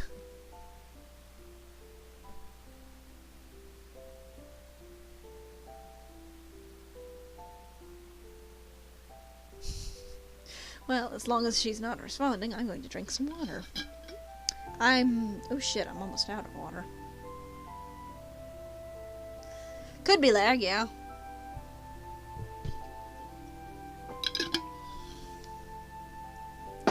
Although usually the video and the chat don't lag the same way.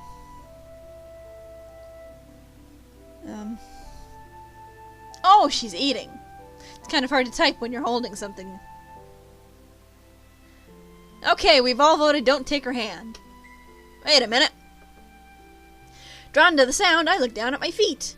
The keychain with the droplet and the starfish, that precious memory for Mari and I. That unstable bridge connecting Himeno and I. This keychain has a sticker with a picture printed on it attached to its back, so it probably isn't Mari's, but it has the same shape.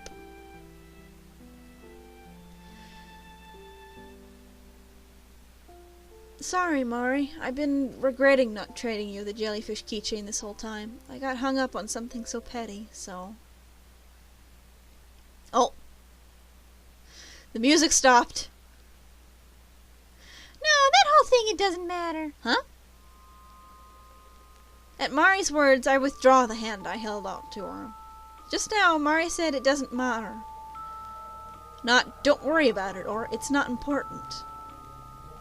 She declared it nonchalantly, with that same smile she always wears. My heart resounds with a loud thump. At that moment, Himeno's words float through my mind. For argument's sake, even if this Mari girl is here, she would have grown in 5 years and her clothes wouldn't be the same. It's summer, so she wouldn't be wearing a coat. Moreover, all of a sudden, that floating sensation disappears, and instead I feel the impact of falling to the ground. In reality, I had been sitting, so my fall was more like tipping over. This isn't right. Oh, it's another choice. This isn't right. What's wrong, big sister? Come on, let's go. My choice is no, this isn't right. Are we all agreed? Okay. I'm about to take my last swallow of water, so we're gonna leave it on this screen for just a minute while I get another bottle.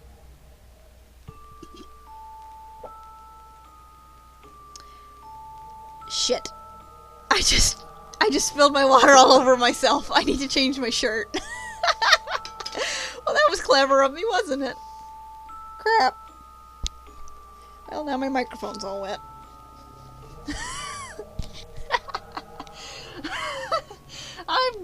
I'm a klutz. Stupid mason jar.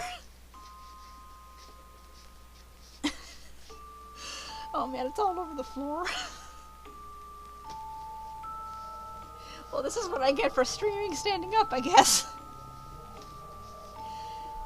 Okay, I'm gonna quickly clean this up, and then when we get back, we're gonna choose no, this isn't right, because I'm the streamer and I get to push the buttons. So. Yes, the curse made me drop my water all over myself. I'll be right back. The water bottles are 2 floors away. So, I'll be right back. This is as soon as I wiggle my way out of here. Because there's stuff everywhere. Because I'm a disaster. And ouch.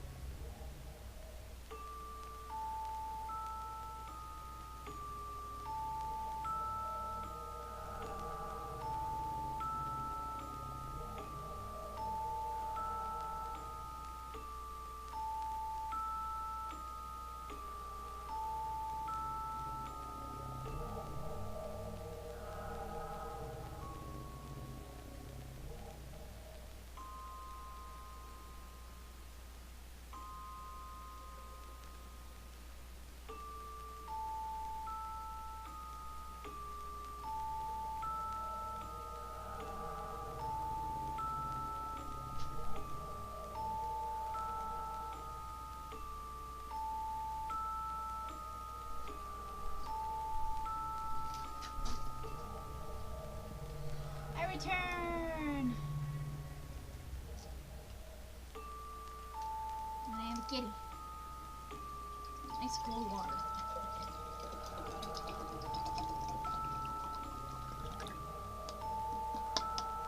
Wonder. Hey Sam, come here. Let's see if I can get Sam to talk really quick. Hey, come here. Come here, I got treats. Come here. Come on. Here you go, kitty.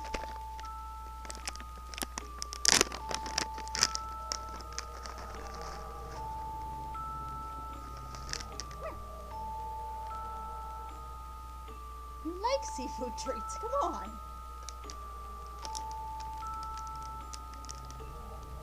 Here, Sam. Eat it. Come on.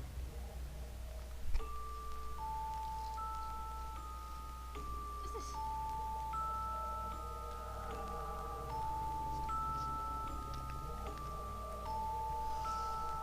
Kitty.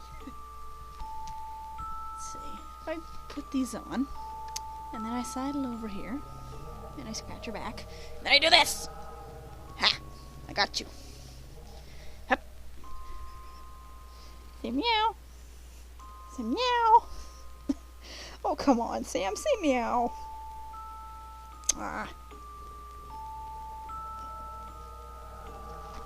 Okay. Ah, she's a dumb kitty. But she's a good kitty. Okay, oops. Oh, shit.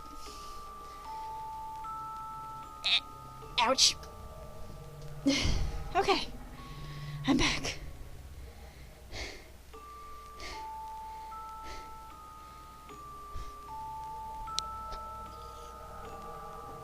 And sit down. Oof. Okay. So, did I remember to save? Yeah, the floating heads were like freaky. I think that was the first really terrifying moment in the game. I'm gonna just save again, just to be sure. Okay, no, this isn't right. Himeno's words vividly rushed through my mind. Surely Himeno has saved me, because now I can see clearly see the form of that thing in front of me. You're not Mari. No matter what, Mari was never the type of girl to just say, it doesn't matter. Not to mention that the keychain had been so important to us. So I can't see her declaring something like that doesn't matter. What are you saying, big sister? I'm Mari. I'm Mari. When Mari refers to herself as I, she always drags it out. As I get up, I announce this to that thing before me.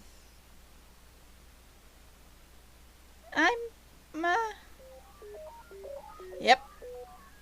Here comes Weird. And she's a horrible blob made of fish. Oh, look, there's a rib cage. As long as you guys want to be here. The girl's body begins to become blurry, like a staticky image. I realize I can no longer look directly at her.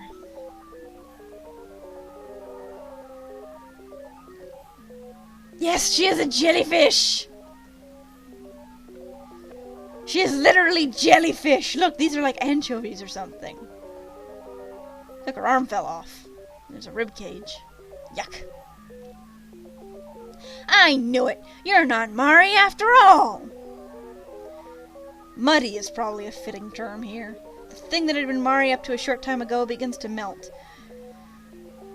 Transfigure itself from one clump into countless fish.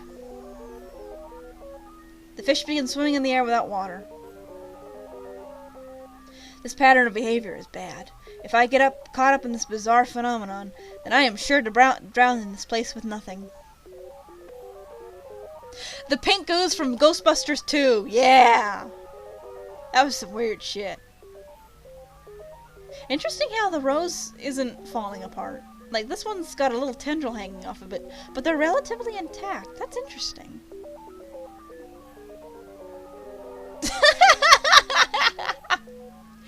Dad. Yes, we have to get away.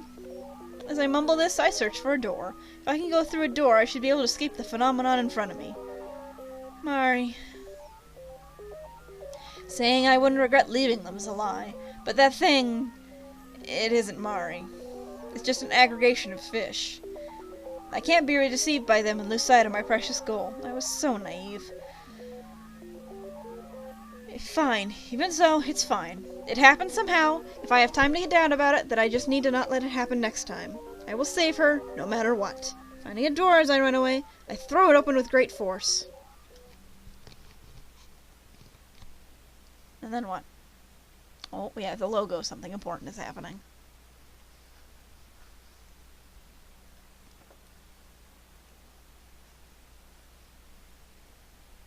Well?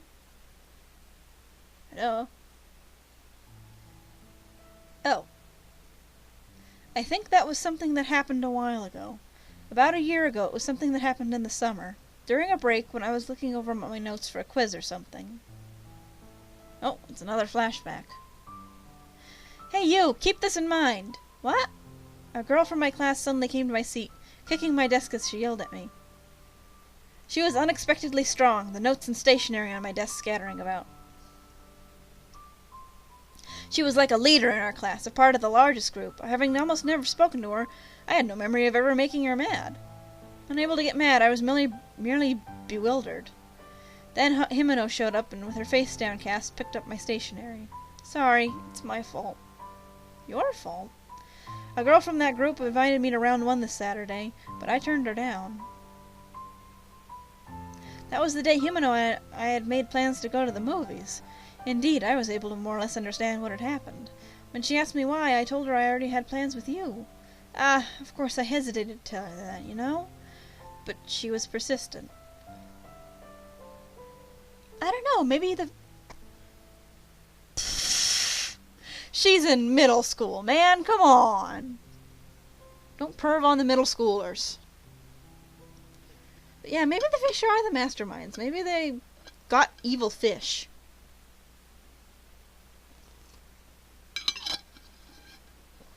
I love this mason jar mug. Oh, that's probably a bad idea.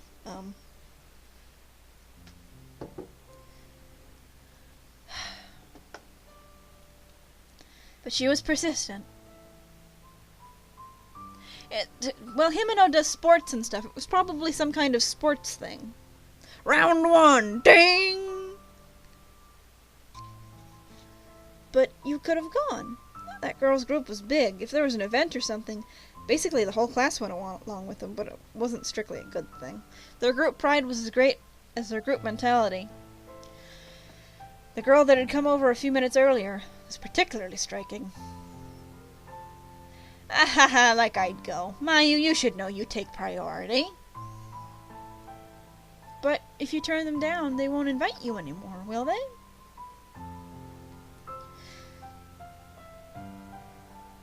If their pride was really that high, then that's how it would be. I had heard that, except for that girl as a leader and 2 others, people were regularly being brought in and thrown out of the group. So they're the annoying popular kids. It wasn't something I cared to hear about, but the bad things girls who had been kicked out said regularly found their way into my ears. Yeah, I won't be invited anymore, for sure. What? But that means... I saw it as a disadvantage for Himeno, who loved going to events. Why are we suddenly thinking about this? Like she could have had an advantage getting elected to executive committees for things like the culture festival, or the sports festival, or getting votes for a program, or something. It may sound like a discussion of politics, but ever since reaching junior high, things have had this kind of mysterious flow to them. Anyway, I was the one who turned her down. It's not some of discrimination. I just didn't like them from the start. And as she readily declared this, there wasn't a hint of doubt in Himeno's face. This kind of thing happened several more times until now. Cheerful and fun to be with, beautiful Himeno was also popular with our classmates. Since I was always with her, there were plenty of instances of jealousy. Blah, blah, blah, blah. But from what I saw, Himeno didn't discriminate against anyone or try to butter them up, just like with the girl from that group. I often asked Himeno, why are you friends with me?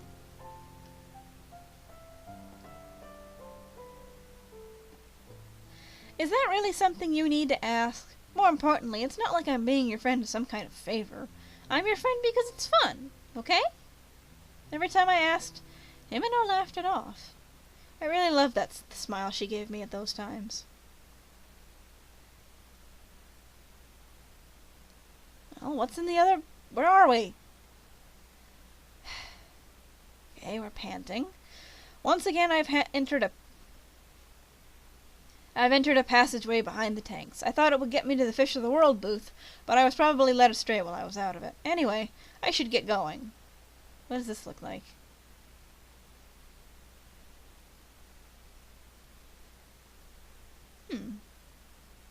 Fish that live in rivers are called freshwater fish. They are fish for short. Freshwater and saltwater fish live in different places. However, within a tank, when the salinity is constant, it is possible for them to coexist. Interesting. Anyway, I should get going. If another something borrows Mari's form and attacks me like earlier, I don't know if I can defend myself against it. Yeah, definite lesbo vibes. Poor Himeno. She's sitting in that shed, coughing up worms. Safe no longer means anything, so I should speed through the passageway. Upon looking at the map, I see there appears to be a room at the end of the passage. Where?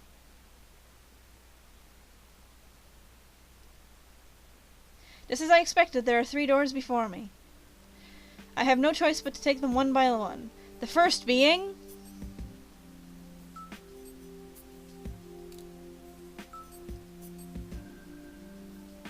the reference room, the storeroom, or the director's office.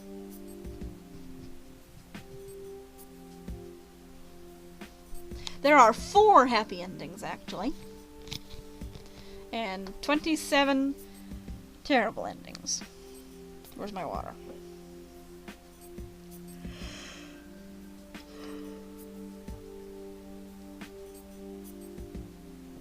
I don't know, more orcas? Director's room it is. The director's office. I mumble while looking up at the words written on the sign above the door. This door's appearance differs greatly from the doors of the storeroom and the reference room, with red ornaments decorating it. If there had been no sign, I would have known this room excuse me. I yawn when I talk a lot. My lungs don't like it. I would have known this room belonged to someone important on first glance. The atmosphere from out here also seems to have a heavy air to it. It's as if I'm standing before the door of a school principal. If I don't go in and see, I really won't learn anything just staring in from out here. The obvious truth is that I already possess the courage to go through with this. Keeping an eye out for any phenomena while coming through the door, I push on it.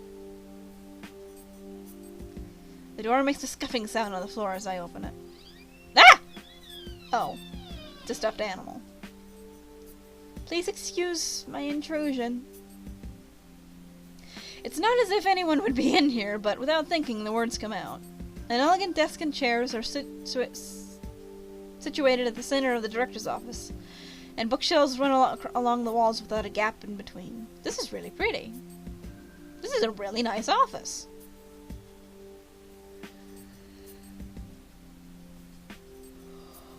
Excuse me. The main wall, when looking from the entrance, is a giant tank, made of translucent acrylic material. Funny we can't see any fish. I have a bad feeling about that. No one can argue this room isn't also one of the aquarium's displays.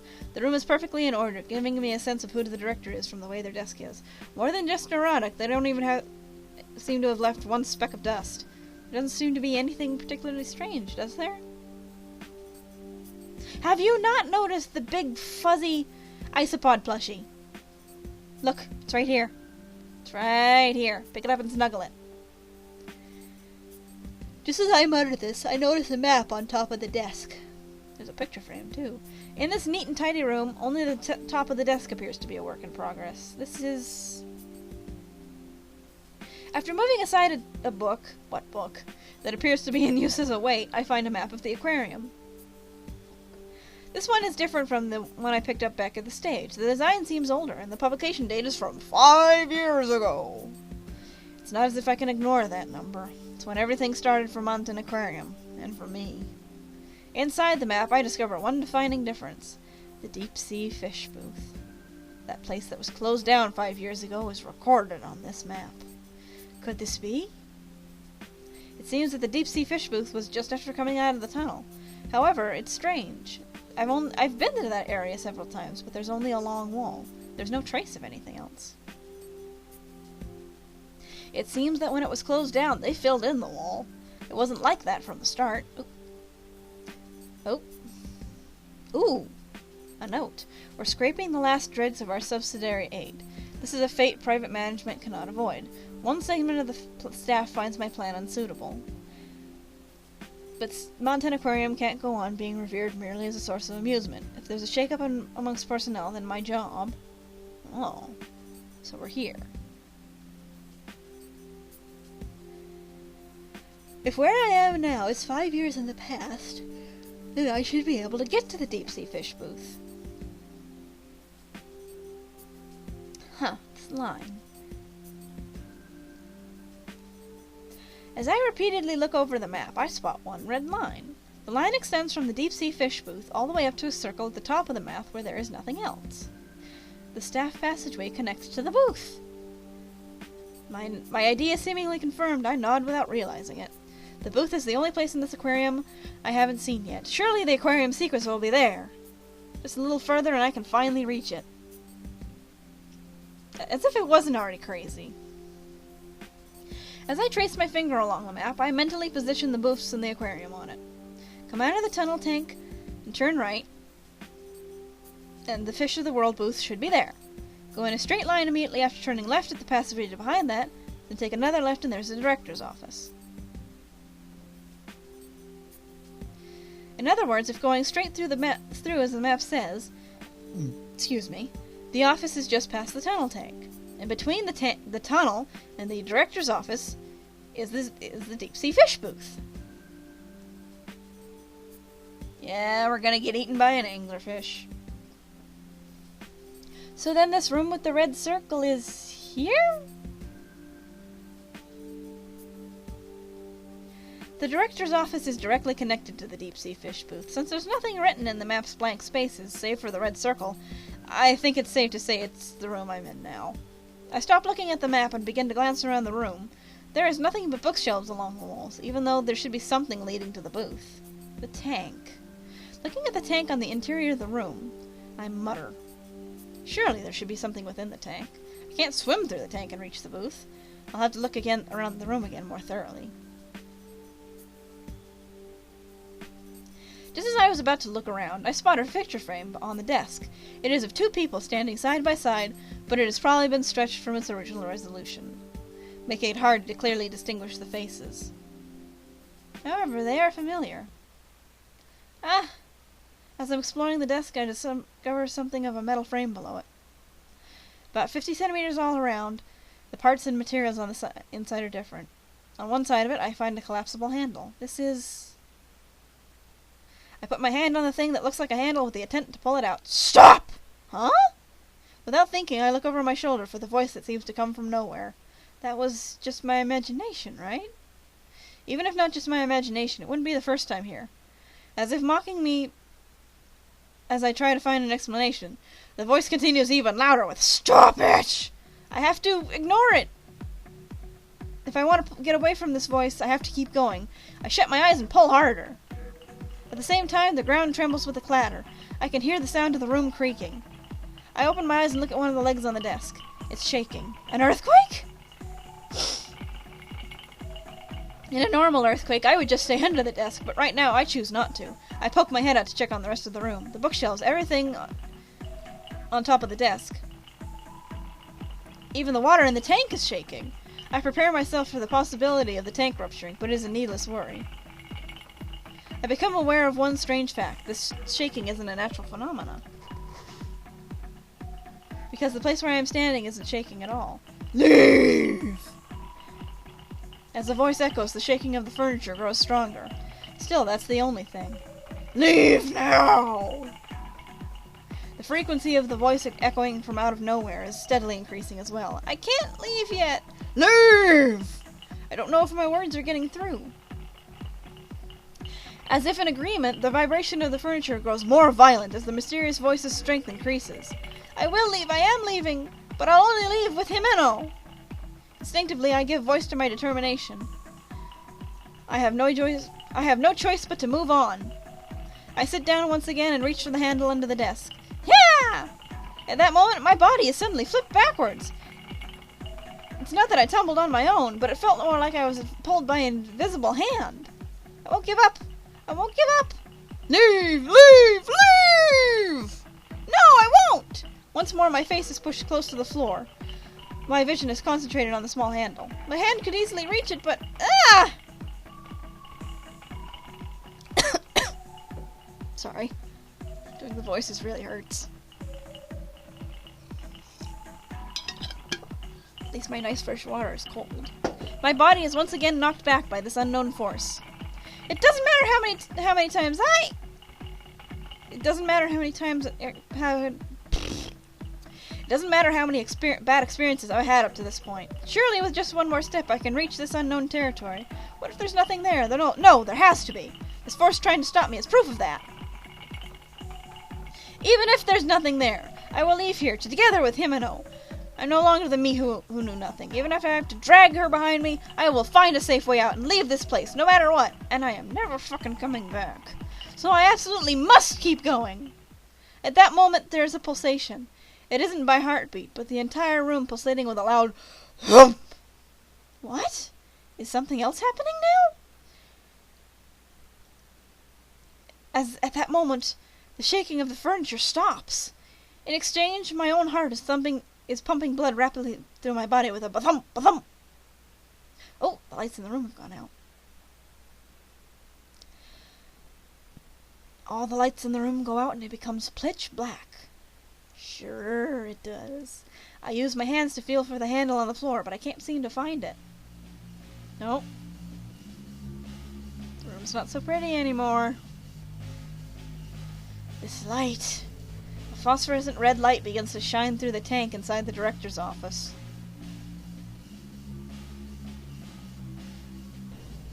Is the lamp lit, or is it shining through the lamp? The water inside the tank becomes illuminated with that red color, faintly lighting the whole room. The red light seems to be corroding in the entire room, little by little. Fish? How? Fish swimming in the air begin to penetrate the room. They seem to be riding the flow of the light from the tank, swimming inside of the red light. Oop, dang it. Fish swimming where there is no water. Probably a major misunderstanding I've had here in Ranson Aquarium. This red light is water! The room quickly fills with light. If the room fills with water, I'll drown. Staying in the room in this state is dangerous.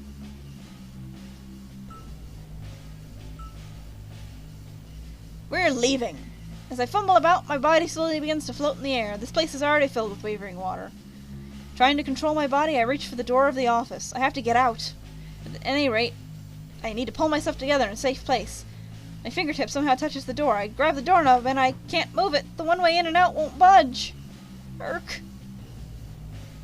I cough up the remaining oxygen in my lungs in shock when the door refuses to open. My body is nonchalantly overcome with the sensation of floating. Just like that, I lose consciousness. Oh, great! We drowned. And the veiny pattern. No longer being of this world, I become aware of something strange. Then my soul is pulled into a large container. Oop. Deep red emotions. It isn't just me, but numerous souls, dominated by malice. Now I no longer have my original form, instead becoming nothing more than one part of a whole, molding into a colony.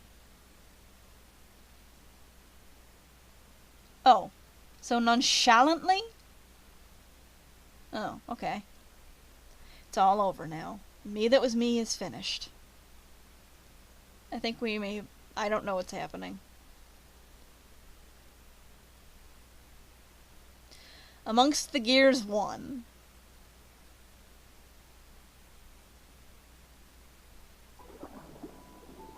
Well, we drowned again.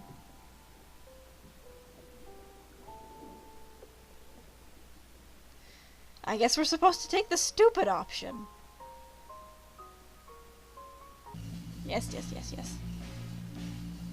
Believe in the me that believes in you that is now a ghost fish! Okay, so we stick around. I can't give up. Courage springs up from within me. If I'm going to escape from this aquarium with Himeno, I have to overcome this obstacle.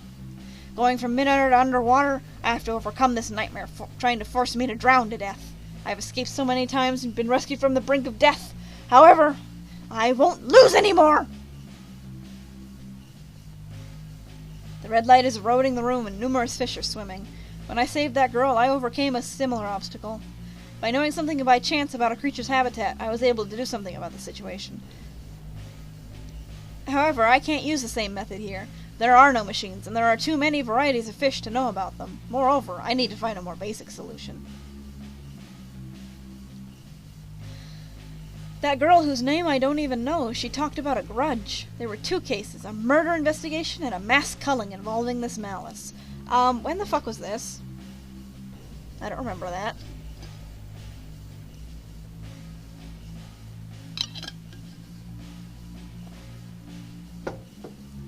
By a murder, could she have meant?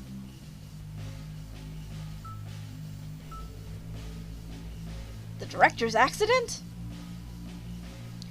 The director's accidental death was caused by the error in the... Sam, please don't run around like a maniac. It's kind of terrifying. The director's accidental death was caused by the error in the deep-sea fish booth that also caused all those other deaths. Either way, what if it wasn't an accident? What if the whole thing was targeted at someone?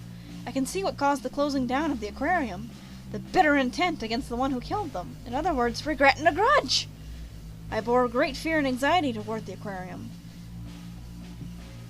But if my way of thinking is correct, then what I should be afraid of isn't the aquarium, but the deceased that have taken on its form. Maybe so. There are so many rumors, though, seeing a man's ghost in the tanks, the deep-sea fish booth being only open on the day of a full moon, that all the water changes into blood, or that you can hear crying from the back of the tanks. Himeno's words from that lunch break long ago all come back to me now. The director! You! As if agreeing with my conjecture, the red light goes more dense. It becomes hard for me to breathe. I don't have time. With just one more step, I should be able to overcome this phenomena. Oh wow, we have 4 options. Do we reach for the desk, the bookshelf, our pocket, or the door?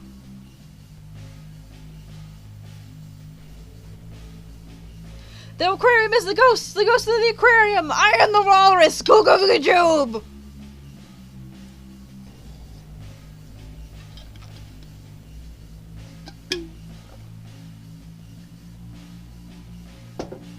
I need to stand up again.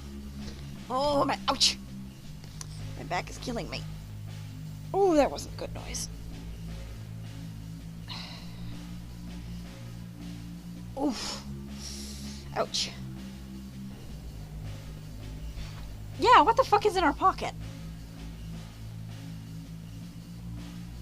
You know what? Yes, what the fuck is in our pocket? My own body has taken on buoyancy and is floating around. This entire room is now underwater. It doesn't just have water in it, but is in water. As I try to control my wavering body, I search my pocket. My fingers feel something and I pull it out. It is the keychain with the starfish charm. A sticker photo is attached to the back. Director, if you can hear me from somewhere, watch this! A bubble as big as my mouth leaps out. The red bubble rises up through the interval between the air and the water. It covers my nose and mouth with my left hand and hoists the keychain high.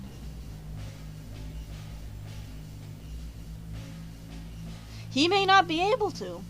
He may not have control over that area. There may be something else that happens there that has control.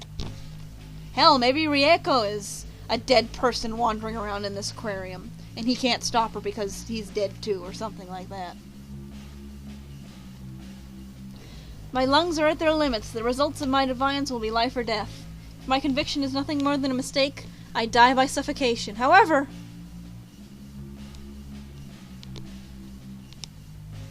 Irk! This is the last bit of air in my lungs. The last bit of air in my lungs, this little red bubble climbing to the heavens. Along with my memories. The inside of my head is becoming murky. There isn't enough oxygen. I'll die. In just a matter of seconds, I will drown to death. Stop this, Father! In time with a girl's voice, I feel the pain of my body crashing into the ground. Oof! Ouch! With a thud, my butt begins to hurt. However, that pain is proof that the director's office has returned to normal. Without hesitation, I feel grateful for gravity. Oh, that's fun, Jackie. You okay? It's alright now, Father. Sayo? Sayo? It's like when I tried to open the floor. The floor. A voice echoes through the room. As I steady my breathing, I look around me and survey the room. As expected, I cannot find the source of the voice. I've heard this voice before. It is a voice I've heard many times in the aquarium. A hollow one that projects well. This isn't a mistake. It's the voice of the girl, the one killed by Saginuma Rieko. If I could put my leg down, please. Please. Move. Thank you. I'm going to kneel on the floor instead of sitting on my chair, because that's more comfortable than this stupid chair. So I'll just adjust myself a little, and here we go. I take another look on the picture on the keychain in my hand. By Father, do you mean that this is... It sounds like she must be his daughter. In other words, that girl was the daughter of the director. She is, so then that's why. I realize that she is the daughter of the director whose murder was made to look accidental, which is why she has so tenaciously pursued the secrets of Monten Aquarium.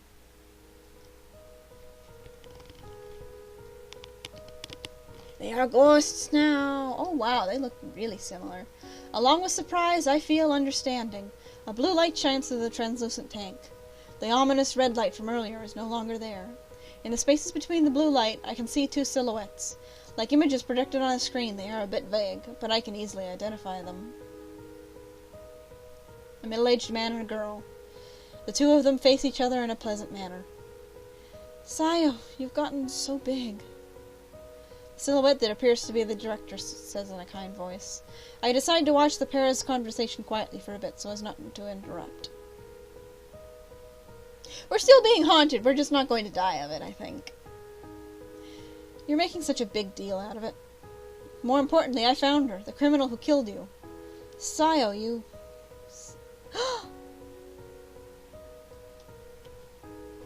Rieko got rid of the director? Why? I was killed by her as well, but after coming to Monten Aquarium so many times, I was finally able to confirm it on my own, so I am more or less satisfied.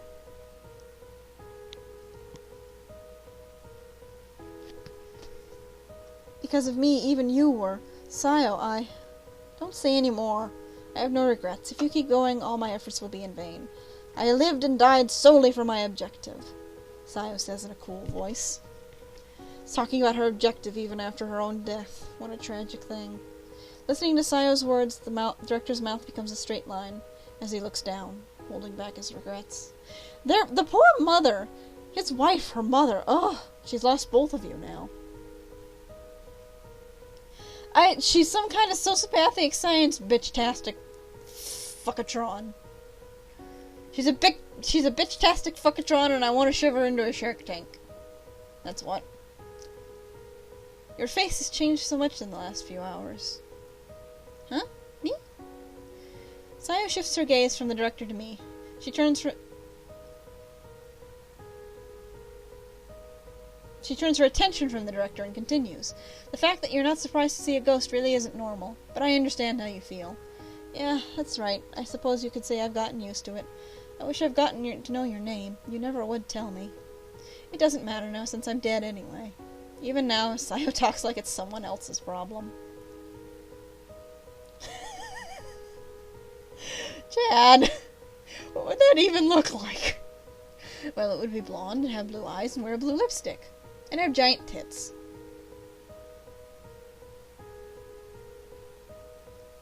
The director assigned response to the question about her name. Sakuragi Sayo. That's this girl's full name. I am Sakuragi Isao, Sayo's father and the director of the aquarium.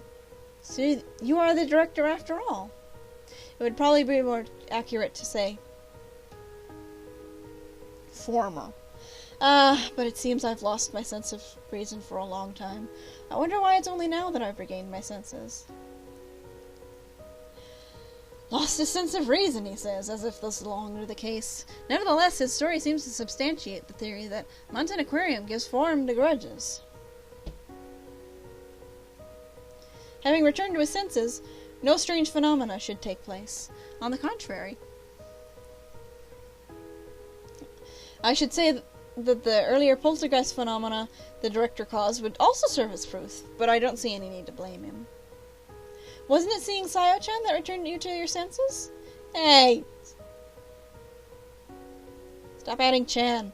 I have a name too. I don't like it. Then it's Sayo. I have a name too, Mayumi, so stop with the hey and the you stuff. Oh, shit. Damn it. Sayo breathes an affected sigh, then continues talking. She looks listless, but somehow it seems like she's smiling. Just a teeny bit. If your conjecture is right, Mayumi, then I'll probably be glad. Conjecture? That I returned my father to his senses. Fool, is there anything to be happy about? If you hadn't died, you wouldn't have met me. My beloved daughter, dead because of me. Is there really anything to be happy about? Father, calm down. You'll make the aquarium get weird again. I misjudged you, Sayo. I thought you were amazing because you were steadfast in your determination and your resolve. But I labeled you a cold girl. Really, you were kind. Tears gathered faintly in the director's eyes. If demons can have tears in their eyes, then ghosts can cry. What?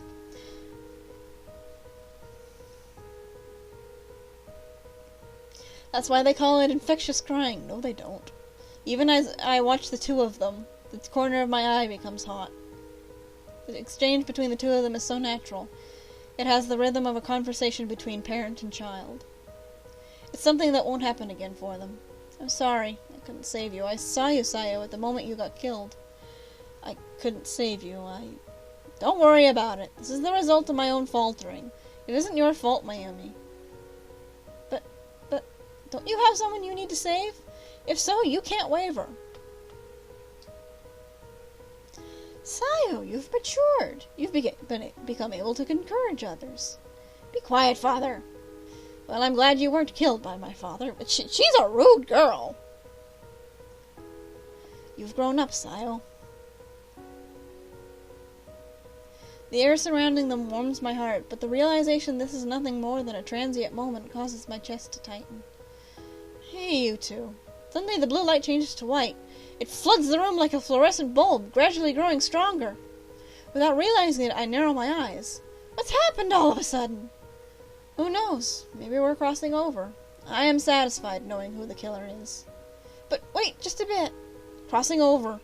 No longer having any attachment to this world, Sayo has achieved her goal. She and the director have miraculously been reunited after overcoming space and time. No! I cry out from the bottom of my heart. However, I can't give that scream voice, because Sayo knows my resolve. I don't want her to see me acting uncool. Because even though she is dead, she is cheering me on. Mayumi-kun, was it? Before I disappear, I will tell you what I know. Even so, many events right before and after my death are vague.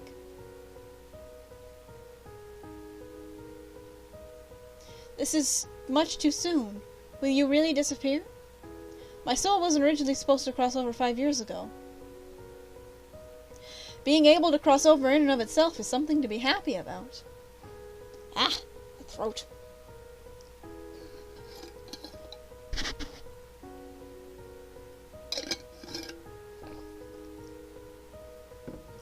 Director, I don't want to cause anyone trouble like Father did. I just want to go right away. Before our souls are taken. The two have completely reconciled their lives. Souls being taken, it's something I only barely understand. Oh, shoot. Souls being taken, it's something I only barely understand. If it happens, just as it did before with the director, then only their grudge and malice will continue to be expressed in this world. When it's time to die, one crosses over. It's probably best to see it from a spirit's position. But then they can't be happy together. I stiffly endure those words. Unconcerned with my own thoughts, the director begins to speak. 5 years ago, the aquarium experienced financial hardship, with diverse options for entertainment and a more direct subway system. Customer traffic decreased as people were flocking to towns other than Montan. The management of the aquarium was seeing large costs from the purchase of exhibits, the large amount of feed required, and the cost of paying for the employees. Also, due to the location of the Montan Aquarium, at the top of a fucking building, the cost of transporting seawater is high. In addition, the booth that served as the centerpiece at the time used the latest technology and required enormous maintenance costs due to its size. I was being pressed by many decisions. Letting go of employees, reducing display space, the widening of the target demographic, and the closing of the deep-sea fish booth. I couldn't bring myself to cast aside anything from my beloved aquarium. I tried to do the impossible in hopes of producing results, but in the end it boiled down to a confrontation with Rieko and those who stood with her. I was eliminated in the most rational way possible. In other words, I was killed. It was made to look like an on-the-job accident. The director continues, unperturbed by my trembling. I rise to my feet and reach out a hand to Sayo. She is also listening quietly to the director's matter-of-fact way of speaking. Her form seems so fragile. I am unable to touch the image she is projecting into the light. They were arguing about how to help the aquarium, how to, get more money coming in. He thought they had to close the deep-sea booth because it was taking up so much money that could be used elsewhere. She wanted it to stay open, I guess. Despite my position amongst management, I let her know, in not-so-subtle terms, how I felt about her. This gave her all the motive she needed. I have no doubt that my murder was, in some part, because I pushed her too far. Beside me, Sayo knows her head. However, she listens carefully to the director's monologue. I study his face and wait for the rest of the story. Then Rieko sent all of the fish in the deep-sea booth to their deaths. There were 1,217 of them in all. There were probably those employees who had their doubts in regards to the recurrence of unlikely accidents. Those that knew even the slightest bit about our management stuck their heads in the sand, just dismissed it as cost-cutting. That's awful! By all rights, it is something Father should consider as a manager. Yes, at such times such a thing becomes necessary. Rieko had neither reverence nor regret toward the fish she, a human, killed. She probably smiled while killing them, forcing them to bear the brunt of her rage and grudge against me.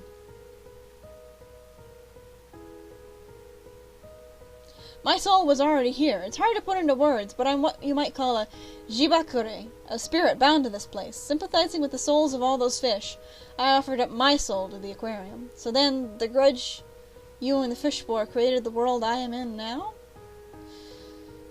The director nods with a serious face. I instinctively swallow. Well, shit. Thanks, Rieko. You caused this whole mess.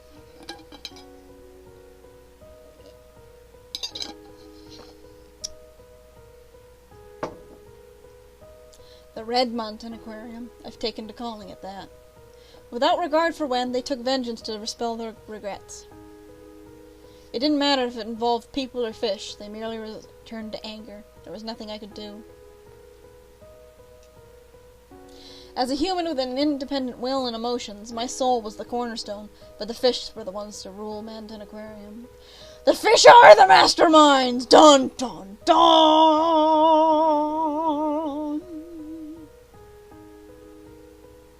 There was no distinction for the value of life. The thousands of fish spirits overpowered my own sense of reasoning. Then why now? I am sorry, but I don't clearly understand it either. I may be ubiquitous throughout this red aquarium, but I am merely a core that bore its grudge, nothing more. There are far too many things I cannot explain. But if I were to venture a guess, I would think that my reunion with Sayo has led my soul to stop producing negative emotions. Upon becoming Lusos, I was ejected from the red aquarium. Theories and such probably don't matter. Mayumi-kun, it's thanks to you bringing Sayo and I together this miracle occurred. I don't need any further explanation than that. The director smiles peacefully. He probably doesn't remember the details of what he put us through. If he did, he wouldn't be smiling. Still, it isn't like the director is directly responsible for his sins. Sins are worse for a person's ill will. If I trust the director's words, then that isn't the case here. It isn't in me to bear hatred for something with no form. Cornerstone, having lost me, the one directing their malice, the fish spirits should also disappear. They should cross over. The director speaks in a relaxed tone, after some thought. In other words, this red aquarium will disappear. If my theory is correct, that is what should happen. In turn with my soul's disappearance, the red aquarium should begin to crumble.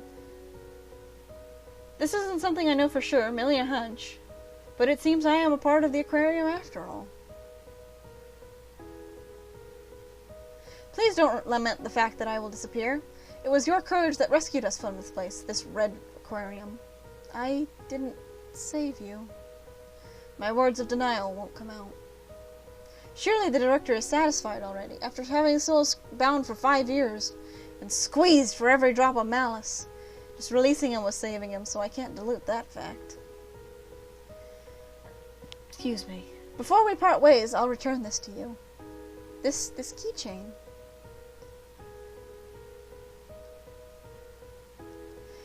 She hands me a keychain. It is a droplet-shaped keychain, one with a jellyfish attached. It is unmistakably the keychain from my memories. Why, Sayo? You were running without watching where you're going, and you ran into me. Don't you remember? When I was chasing Mari. I ran into someone, that's right. Himeno picked it up in all of the confusion. It was something incredibly precious to me. It never seemed like something someone could mistake. Even now I don't understand the mix-up. I finally realized that you had my keychain when I looked at it, and the one I picked up was yours, Mayumi. Thank you. So it wasn't that Himeno lied. The mix-up was because there were 2 lookalikes. I hand the keychain with the starfish charm to Sayo. The father and daughter smile at me from within the sticker picture. This piece of their lost past leaves my hands. As I hand it to her, I am unable to touch her. However, the treasure safely lands in Sayo's hand. Why didn't you tell me back then? Hope, probably. What do you mean? I won't say any more than that. I am about to respond, but Sayo speaks without giving me a chance. You know, I'm a bit jealous of that Himeno girl. Why? Think about yourself. You're so mean. Sayo grips the keychain tightly and shuts her eyes. She takes a small breath, then nods. You walked a different path than I, Mayumi. Even now, I think so. Yeah. Mayumi, what you've done is resolve yourself to save the both of you. I don't want to think that I'm wrong. However, you aren't wrong either, Mayumi. The world is a place with few answers. Sayo laughs with a then smiles. This seems out of character for her. But Sayo's smile is very natural. Surely this is this girl's true nature. Nah, the cool Sayo I spoke with first is the real deal. Just as Sayo said, there's no perfect answer anywhere. Regardless of the director's choices, there were none that could have led to a perfect solution. Even so, we all must choose, even if it means casting aside that which we don't choose. I wasn't able to be like you. I was filled with a weakness I couldn't account for. Sayo, you aren't weak at all. You saved me. Her eyes closed, Sayo shakes her head. Mayumi, you have strength that I don't. You won't fall apart at the truth. You will save Himeno, no matter what. Thank you. I'm sorry in the end... Huh? Nah, nothing. I don't care for stubbornness, after all. The light surrounding Sayo grows far brighter than the light surrounding the director. Gradually, Sayo's silhouette grows dim. I understand. This is the light of her life. Bye-bye. Yes, bye-bye. I won't say see you later or anything. If you find yourself after 100 years way here after 100 years, I'll just turn you away. There's no way I could live that long. I am unable to stop my emotions from overflowing. The droplets of light spilling over melt in the even stronger light. It's the same for Sayo. Yes, it is! She would probably get mad if I say so, so I won't, but... Well, Father, I'll go on ahead. This time you can follow me. Essentially, it's decided. Sayo is my friend now. So much as I continue to struggle, I won't break so easily.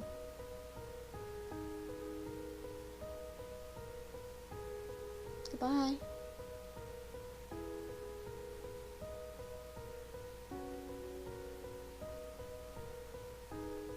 By the time I've wiped away my tears, Sayo's light has already vanished. The director closes his eyes and begins to pray. Seeing me stand up, he quietly opens his mouth. I don't know what will happen when this place crumbles.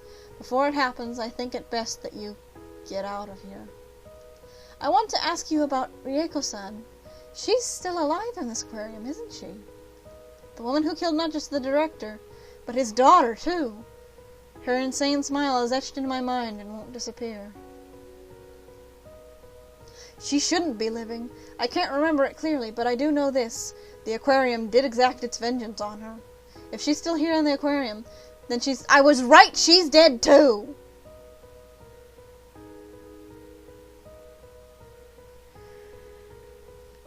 She's a captive soul, bound here by the grudge and the malice that pervades this place. If so, when this place crumbles, she'll disappear as well. You needn't worry.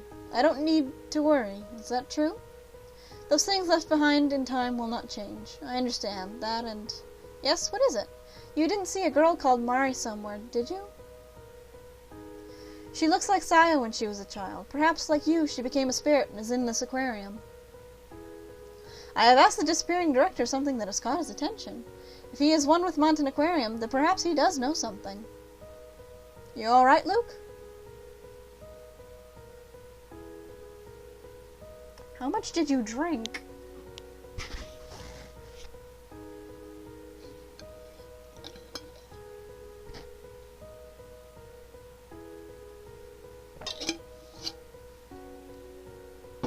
That hope is quickly dashed. I don't know. Ever since my death, my mind has become rather vague and fragmented. Luke? Humans aren't supposed to be able to drink that much.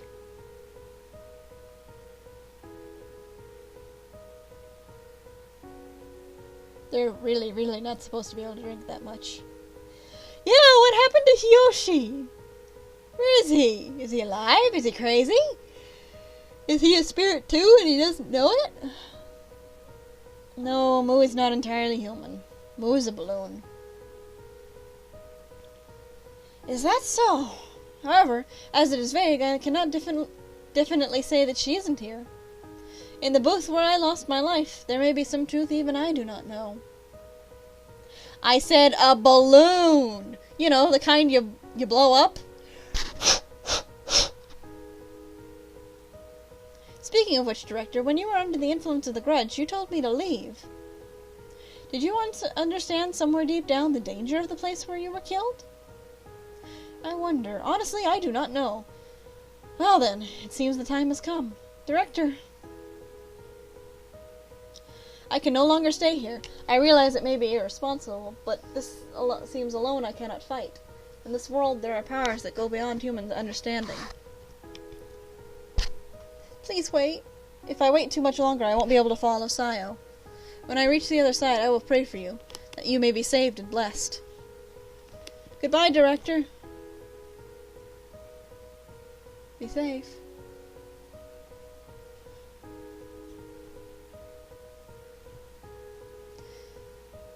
I am unable to stop him as he is wrapped in a brilliant light, just as Sayo was.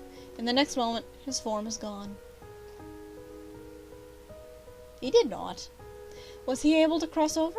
My questions directed at thin air, so naturally, there is no reply. I know! This is the longest exposition scene in the entire fucking game. I wonder if this is a time when you should say congratulations. Thinking it over, Bick, I look up. In that position, I close my eyes. Please, find peace. Before I realize it, I'm alone again. But it's alright. Even if something happens, I will not fail. I have prepared myself. Well then, I have to walk on. Oh, it's a red choice. Okay. After that, do we stop or do we make our way to the booth?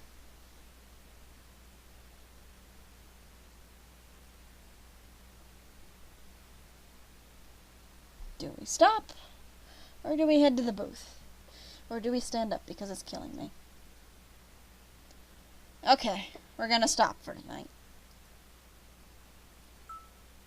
Yes, I want to quit. Bye-bye. So. Ow, ow, ow, ow, ow, ow, ow, ow, ow, ow, ow, ow, ow. Ooh. Wow. My knees hurt. They hurt real bad. Oof.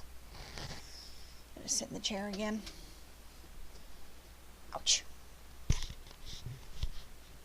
Okay, so. Turns out the director really was murdered. I know! Okay, while we're all here and talking, when should we have the next stream?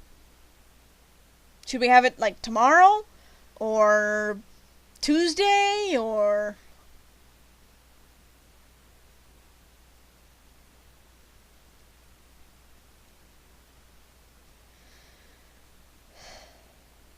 I know, I can't live in the suspense either. I'll probably sleep really badly tonight, especially since my bed is covered in junk. I need to fix that. Okay, so let's say tomorrow afternoon. So the minute the three of you are at least all here, we're gonna fire this thing up and we're gonna finish this bitch. We're gonna, I don't know, feed Ryeko to a shark or something. So, alright. Well, so we will all be back here tomorrow. Yes, it is tomorrow. It's tomorrow here too. It's 12:08.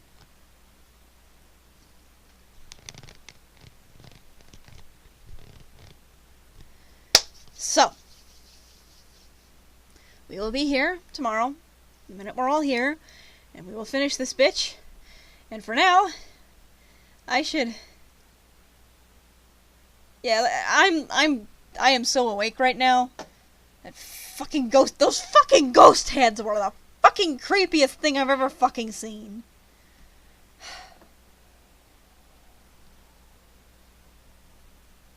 Reminds me, I need to close my curtains too. See you all on Skype.